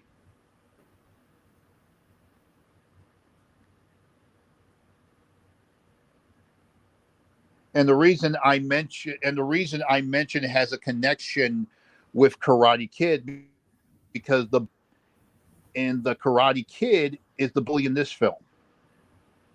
Yeah, the William Zabaka, the one that played Johnny Lawrence in Karate Kid. Now he plays Greg. What was it, Tollard or Greg Tolman? I think Greg Tolman. And this was a year after Karate Kid. This is from the same studio, Columbia, and what's interesting is another reason why this has like a connection to Karate Kid, because the girl who's posing as a guy, if you look at her, the way she looks and talks, she actually sounds like Ralph Macchio, who's also from the Karate Kid. She does a good impression of Ralph Macchio. Right. And that movie was kind of up and down because it was on and off the radar, because some people know it, some people don't. But I guess because of that connection with Karate Kid, it keeps it alive. But it's a very good, underrated movie.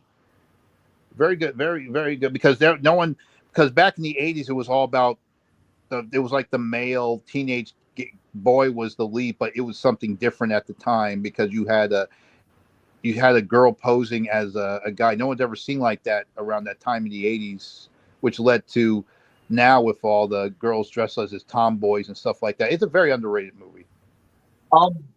Another movie with like a female lead that's kind of old is like Heathers, which is pretty good. Say again? Heathers. He was talking about Heathers. Heathers is the original Mean Girls. Mean Girls stole from Heathers. Heathers did it first. Heathers is the true Mean Girls. Yeah, but there's actually death. Mean Girls is just a PG-13 version of Heathers. Heathers did it first. Heathers is the original Mean Girls. I love Heathers. Winona Ryder, you know. Yeah. Shannon Doherty, may her rest in peace. Christian Slater, one of his breakout roles. Classic movie. Can't go wrong. What do you think about the second Beetlejuice? It wasn't great. It was just decent. I had fun with it. You could tell Tim Burton was still trying. He tried some new. He went back. It was nice and cool. He went back to his old school stuff and tried. I had fun. I didn't have anything wrong. I guess I understand why people. I guess they were trying to do the Cobra Kai nostalgic thing, which I thought worked okay. But I understand they did it too much. They should have pulled back on it instead of this whole thing. Beetlejuice wanting to marry Lydia again, trying something different. They should. And when I first saw, I thought they were going to do something like the TV show where they ended up teaming up as friends. I thought they were going to do that, but it was like the same story. Oh, I want to marry you. Do something different with it, please. Yeah, that's one thing I didn't like. Why not just him be like some other silly gimmick rather than trying to get make him as the hero, because the cartoon made him the hero. I thought they were going to go that route with that. Make him like the redeemable hero or some shit. Yeah.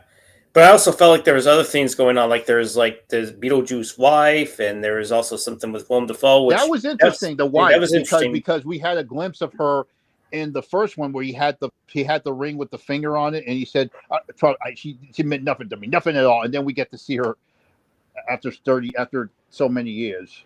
Yeah, she sure will suck your soul. Mm-hmm. I mean, Keaton still did a good job, but I just felt like, I don't know. It felt like there was too many things going on at once. You know, it's funny that I didn't hate the film. I know that Rambo Ralph for Life really hated that movie, and so it was one of his top 10 worst films, I think. Mm-hmm. But agree to disagree with him on that. I mean, I'm shocked that he didn't rate the Crow remake any higher. I can watch it. I like it for what it did. I like they were trying to do different things for it when it comes to a sequel, but still they at least change some stuff up and not give us a little bit of the same thing with Beetlejuice trying to marry Lydia again and stuff and shit like that. But it's funny. Michael Keaton comes back years later as two of his most iconic characters, Batman and Superman, and he still does a good job, but still in shitty movies. Yeah. It is what it is. But I will say, Beetlejuice, it had moments in it. I can watch it. It wasn't terrible. It wasn't terrible. No, it wasn't. I did like Jenna Ortega. She was a good addition to it. GQ, I would date. It was kind of cool to see Catherine O'Hara again with the red hair, because her hair was all gray. She got old. It was she. I tell you, I'm not sure. I don't know if that was a wig or she dyed her hair, but she was gorgeous, man. She did not age. Oh, she killed it. Mm-hmm. Same with Winona Ryder. She still, she still had that, the Lydia look and everything. Yeah, so. I understand people criticize her because, Lydia, she at the end of the first one when she got out of that gothic, why did she go back to it? But I think she did it because that was because of her TV show. Yeah. And I guess because of she wanted to give something bright to it instead of darkness, because I guess after her experience with Beetlejuice, she lightened up and I can do something brightened with instead of too much gothic shit. I think that's what the thing was. I know a lot of people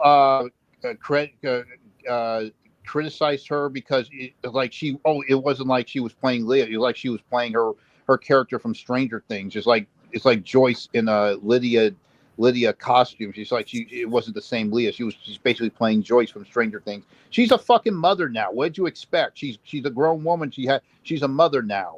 Character development. Yeah. I'm sorry? That's what you call character development. You can't just she's a grown woman. She's a mother now. What did you expect her? She did change at the end of the movie. She did change a little bit because she's a mother now. She matured. Yeah, she was into the whole supernatural stuff, but she still matured. Speaking of Stranger Things, Sam, do you watch that show? I want to get into it. It's I think I've seen only one whole season, probably a little bit of season 2. It is a great show. I believe if it wasn't for Stranger Things, we wouldn't have this 80s nostalgic resurgence like with Cobra Kai. That Cobra Kai and Stranger Things, they have a rivalry with each other. Did you know that? I didn't know that, but I wouldn't be surprised either. Yeah, because they're both about 80s nostalgia, and the stories are sometimes deal with the adults and the kids. So and people and every time they bring up a show that rivals with Cobra Kai, they always bring up Stranger Things because they're both on Netflix. I always said they should do an off-canon animated crossover because these two shows are ending. Of course, the final episodes of Cobra Kai is coming out next month.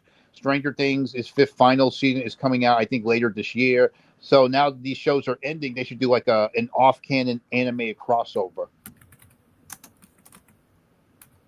Interesting. Because Stranger Things season 3, because since it was in the 80s, there is a scene in season 3, because back then there was all these teen idol magazines of these girls, those girls reading all these teen idol magazines, and they do a reference to the Karate Kid, Ralph Macchio. Oh, Ralph Macchio, the Karate Kid, I love him. They should do something like that. Since they travel to different dimensions, they enter the alternate universe of Cobra Kai, and they see Ralph Macchio as Daniel, but it's Daniel, and say, "Oh, Ralph, we love you." And Daniel has that look on his face. He's like, "Who's Ralph?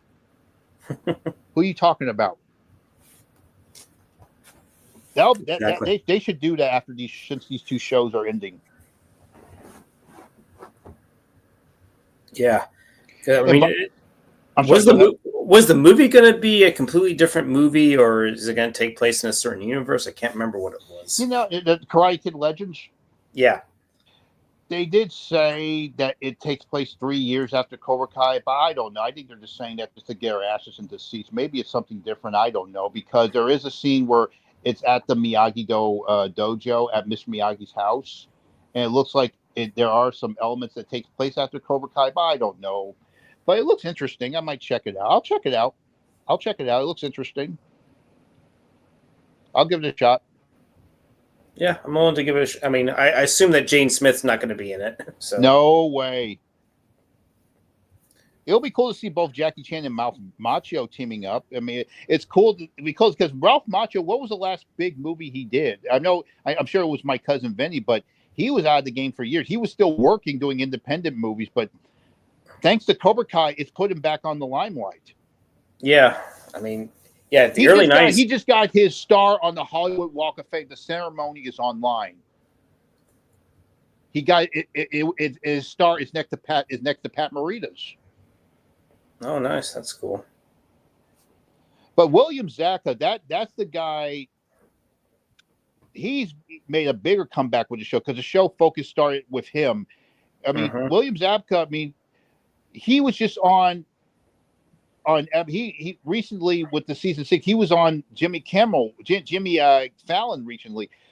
think about this. William Zabka hasn't done a sit down. He's never done a sit down interview on any talk show. I tried to look on YouTube of old interviews he did. There were no talk show interviews with him, but just Ralph Macchio. That is like the first late talk show interview he ever did. Yeah, so it's kind of cool that instead of just Ralph Macchio, it's William Zabka who's getting, because this is his show. People need to remember this show started with him, so I'm glad he's getting some recognition thanks to Cobra Kai. That's good. I mean, before Cobra Kai, he was doing probably some, low budget movies here and there, some TV stuff, I assume. Of course, he was in Hot Tub Time. Of course, don't forget How I Met Your Mother. They did the Karate Kid spoof. Of course, you know that. I honestly haven't seen enough of that show, to be fair. I mean, I didn't know he did that, so that's interesting. Yeah, so, Ralph Macchio was in it too. They did a spoof of Karate Kid. What do you know? And they did this funny thing where Ralph Macchio was a contendant on Dancing with the Stars, and one of the judges was actually William Zabka as his character of Johnny Lawrence. He was wearing the Cobra Kai jacket with the headband, and he was shitting on his dance moves. This was before Cobra Kai. It was like Cobra Kai predicted it, and Martin Kove, after Cobra Kai was a hit, Martin Kove was on that show. He was trying to show his dance moves, huh? But you know what? I can see since this guy is a Renaissance man. He can sing, he can dance, he opera, he can do music, he can play the piano, martial arts. I can see Thomas Ian Griffith on that show, Dancing with the Stars. This guy can do everything, man. He's a Renaissance. That guy is a Renaissance man. He can do it all. Yeah, because you mentioned he was a screenwriter, martial arts, quality acting. I mean, yeah, there you go. Akers is wanting to know about the Billy Joe biopic with CGI Robert Downey Jr. I didn't know anything about that. Are you serious? Or she was saying that she would like to see something like where you DH him. I think that'll be interesting. Robert Downey Jr. I'm sure he can pull it off. He just won an Oscar for Oppenheimer. So yeah, he's made a huge comeback with his career thanks to Iron Man. So I'm looking forward to see what else he's going to do for sure. I love Robert Downey Jr. Yeah, he definitely had his struggles, and thankfully he overcame them. Because he was that close from going off the deep end with the amount of drugs that he had, and then he decided to throw them out and get help or something like that. So yeah. Look where he is now. He made big with Iron Man. One of the greatest superheroes of all time now. So yeah. The crazy part is he doesn't even have a lot of screen time in like one of the Spider-Man movies, but yet he still made a lot of fucking money. You know what? When he made his comeback for Iron Man, people forgot that same year. He made a bigger comeback the same year with Tropic Thunder. Of course, that role, that controversial. He blackfaced. Yeah. And he got fucking nominated for that. How did that happen? Let's just say the guy's got immunity. He's very lucky. But that shows he's a good talent. That guy's a good talent, man.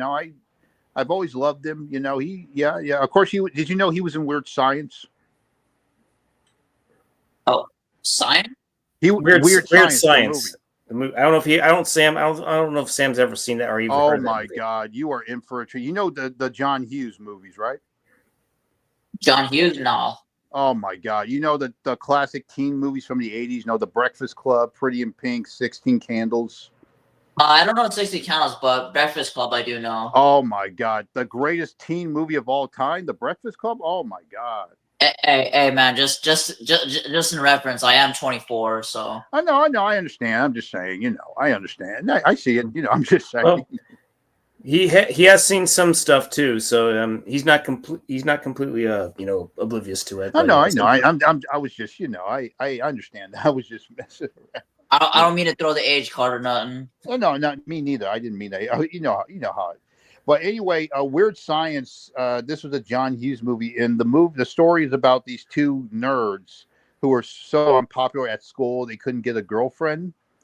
So, since they were nerds, this was before internet. Mm-hmm. They were able to simulate stuff from computers, and they decide, why can't we simulate a girl? So they decided to they use all these photographs, and this was early internet. Because there was some early internet stuff in the 80s. There was some sign of that in the 80s, and they used that to build like this is really, if you look at it, Weird Science is kind of like a autobiography, because they have stuff like this, and they were able to bring this girl to life. It's like an AI cyber. It's like a cyber girl. You know how with AI they have these AI cyber girls that act that look and act like real girls. Those sex websites where you can talk to them and tell them to do what you want. Talk to your AI girlfriend. She'll do whatever you want. She will love you long time. Weird Science predicted that.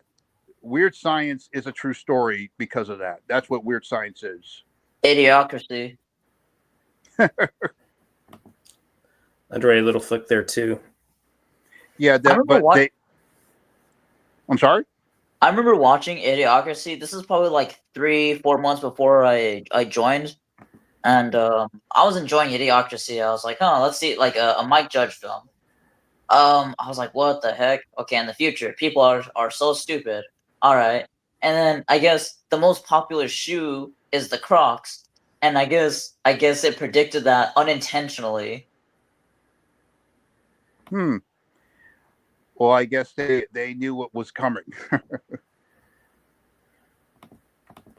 Yeah, but Weird Science, check that out, because it's like a teenage Frankenstein type thing, and it totally predicted where we are now with cyber AI sex girls. Those girls that look real.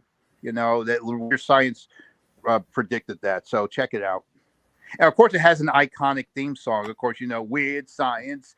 Da, da, da, da, da, da, by Ungo Bango with Danny Elfman, the composer. He started out in a rock band, very popular rock band. He did that's him singing the song.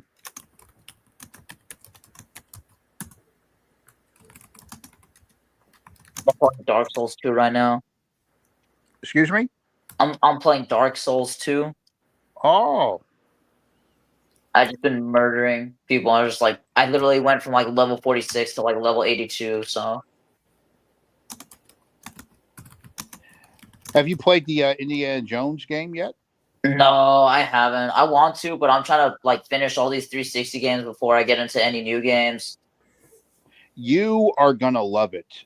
People are crazy about this game. It's got a lot of good reviews. Well, thank you. I appreciate that. I guess I am cool. I am. He's cool, man. Beyond. I'm cool like that. Thank you. I hope I'm subscribed to your channel.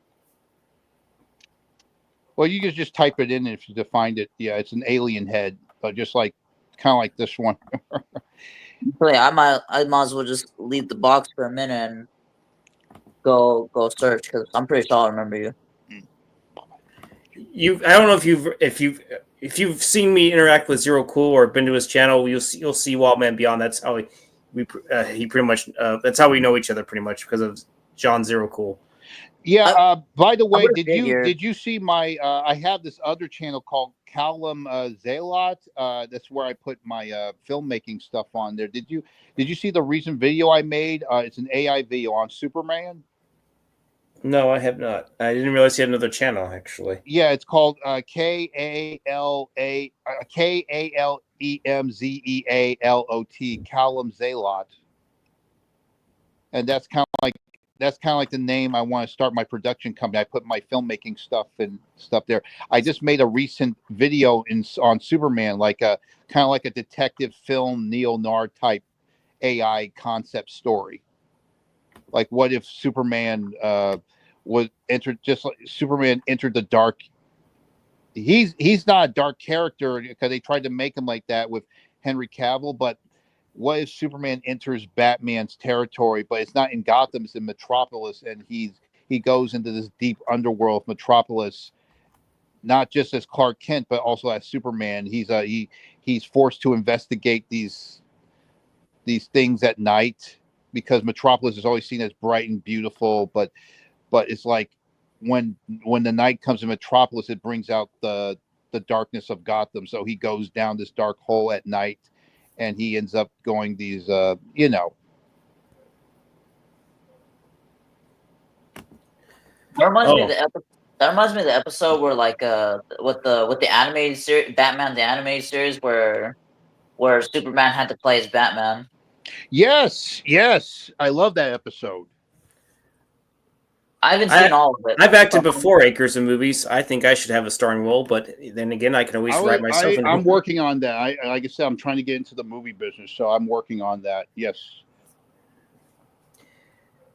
Yeah, that's a good episode, Superman. But actually, there is a comic that like where Superman is actually Batman. It's like instead of Superman being adopted by the Kents, he actually gets adopted by the Waynes, and he becomes Batman instead of Superman.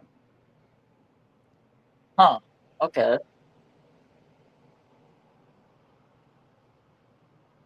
But does he become the Batman, but he's just Superman in a bat suit? He has the superpowers. He's just known as Batman. He only wears this Batman suit, not the Superman suit. He does crash lands on Earth, but instead of being adopted by the Kents, he gets adopted by the Waynes. Like, what if Superman was actually Batman? I feel like the character development would just be like way, way different than like, learning martial arts. I saw a video about it. It is way different. You have no idea. It is way different.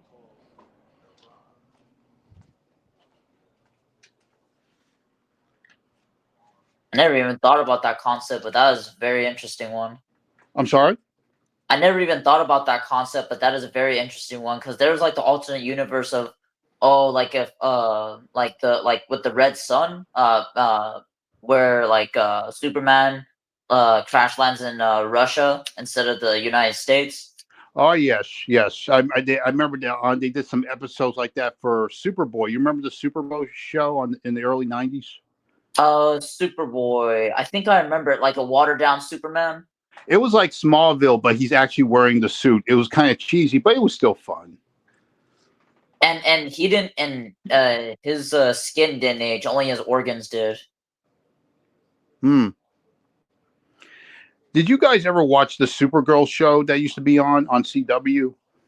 I have never seen that. I never even see the Batwoman, and that looked like trash. The Batgirl was worse, but Supergirl had moments. Supergirl was still woke, but it had moments. I like the actress Melissa Benoist. She did a good job. Well, because with Batgirl, they had to throw in the racial. They had to throw in the sprinkles of it's an empowered black woman instead of like like one of the Batgirls or Batwomen and part of the Clark family. But no, they always have to. And look what happened to it. DEI. Look what happened to it. Where is it now? That was a total flop. What, Batgirl? The Supergirl show held on, but then it got canceled. Yeah, it had more success. Of course, one of the problems is because you had Supergirl wearing pants. Oh, of course. That's in the beginning, she wore a skirt, but now she just wore. Come on. I never even watched the Supergirl show anyway. The only one I have is the movie that I saw as a kid, the one with Helen Slater. So. Helen Slater, I remember that. That was part of my childhood. Definitely, you're not the only one. Helen Slater was my Supergirl, just like Christopher Reeve was my Superman. Mm-hmm. I'm sorry. Go ahead. I was going to say, and Christopher Reeve was going to be in Supergirl at one point, but for whatever reason, he chose to back out. He did. Yep. Was it ever explained why he backed out? What happened was, going back to Superman 3, the original story was to have Brainiac, who had Supergirl hostage. He adopted her, and then Superman has to go save her from Brainiac. And there was like this crazy ass story that him and Supergirl were going to have a romantic relationship. Like, come on. Oh, yeah. I talking about the animated series ones where where they're actually dating. Like they first meet, yeah, they had like they met up violently, but then like Brainiac's different now, and I'm sure this one's not evil. What about the other versions? Yeah, they were evil, but this one's good. That was the original story for the movie. Hopefully they wanted to remove the incest. Hopefully they removed that but still they decided to go a different direction. So they decided to do the Supergirl movie. And of course, and Christopher Reeve was going to be it, but I guess after the failure of Superman 3, he didn't do it. Mm. But there are some videos where it may look like him and Helen Slater are in the same frame. And I'm not talking about the scene in The Flash. I'm talking there are some videos where they do a good job, just like the Michael Keaton and Christopher Reeve Batman Superman, where they're actually like in the same scene with each other. It looked great. There's even a scene with them flying together. They did a good job. Yeah. And Helen Slater, she did a guest star on the Supergirl show. She played like the adopted mother of the new Supergirl. She also had a sister who worked for a secret agency taking down aliens, and the leader of that agency was Martian Manhunter. Nice. So okay, I have a really interesting question. So just because there's a good video game doesn't mean it will be good on TV. What video games do you think wouldn't be good, but they're just good staying as video games? You know what? I can see them all as good movies as long as you find the good people to do them. Yeah, I agree. I could think of a series where it's just good just staying a video game and like kind of like what, like Zelda? I can see Zelda as a movie. And you know what? I heard that the movie's Legend with Tom Cruise, directed by Ridley Scott, that was the inspiration for Zelda, The Legend of Zelda. The word legend in the title, that movie was the inspiration for Zelda. Legend? It's just called not like I Am Legend? It's called Legend with Tom Cruise. This was a year before Top Gun, 1985. Yeah. Although I think it did get released in '86 because for whatever reason, Mia Sara was in it. She was the Ferris Bueller's girlfriend. This was before Ferris Bueller. She was the princess. And this was directed by Ridley Scott. He had his string of flops, but then he definitely came back with Black Rain, which is a very underrated flick as well. So he also did Someone to Watch Over Me for some reason I thought was inspired by Fatal Attraction because of the whole love triangle. He's protecting this woman and cheats on his wife while doing it. He's protecting this woman and cheats on his wife for some reason, when Fatal Attraction, that came out the same year as Fatal Attraction, for some reason, every time I think about that movie, I think of Fatal Attraction.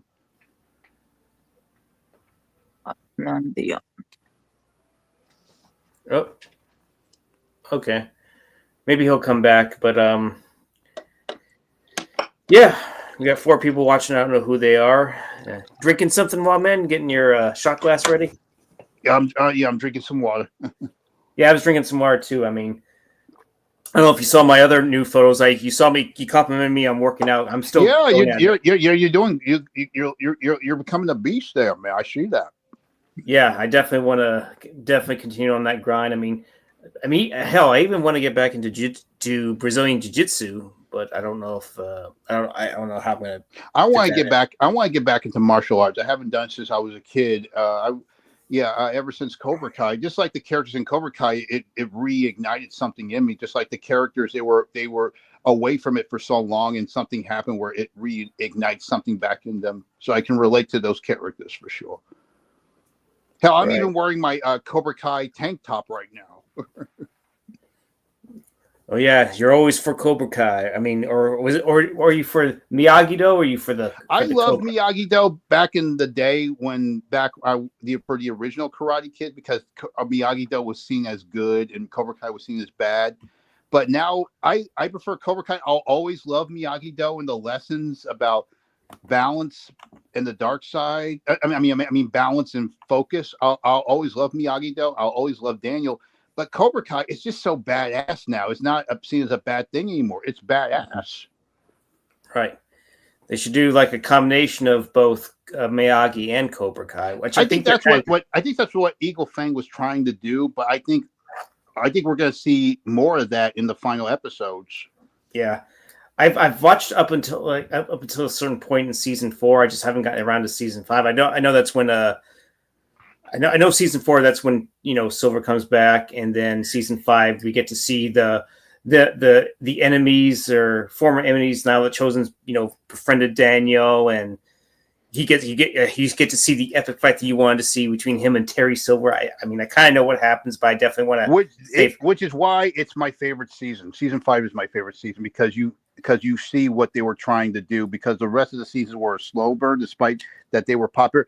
But season 5 is my favorite because you see what they were trying to do. It's all in its glory. Yep, and you get Mike Barnes back. I know he appears in some episodes of season 6. When you watch season 6, he doesn't take any shit. He's like Johnny, but he's more intense. He's more intense, man. Oh man, he did a good job. So I hope we see more of him in the final episodes, man.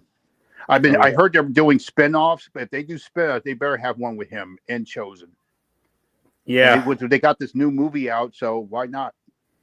Right. Hey, Wildman, can you hang in the back room? I'm going to go ahead and end the stream. I don't know if any more people are going to show up, but hang in the back stream. We're definitely going to be talking more for sure. Sure, I'll be right here. Okay. For those that are watching, thanks for stopping by.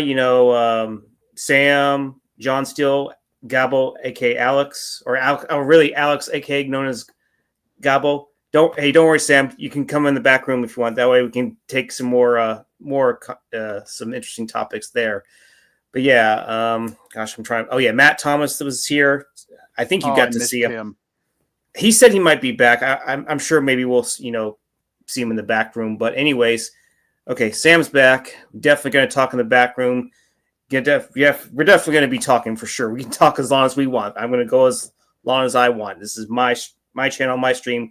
I'm going to do what I want. I'm going to do what Scotty wants to do, and that's to just hang back, chill, and let the good times roll. So yes, we're going to leave it at that. All right. Thanks for stopping by, folks. You have a good one, and peace. See you in the stars.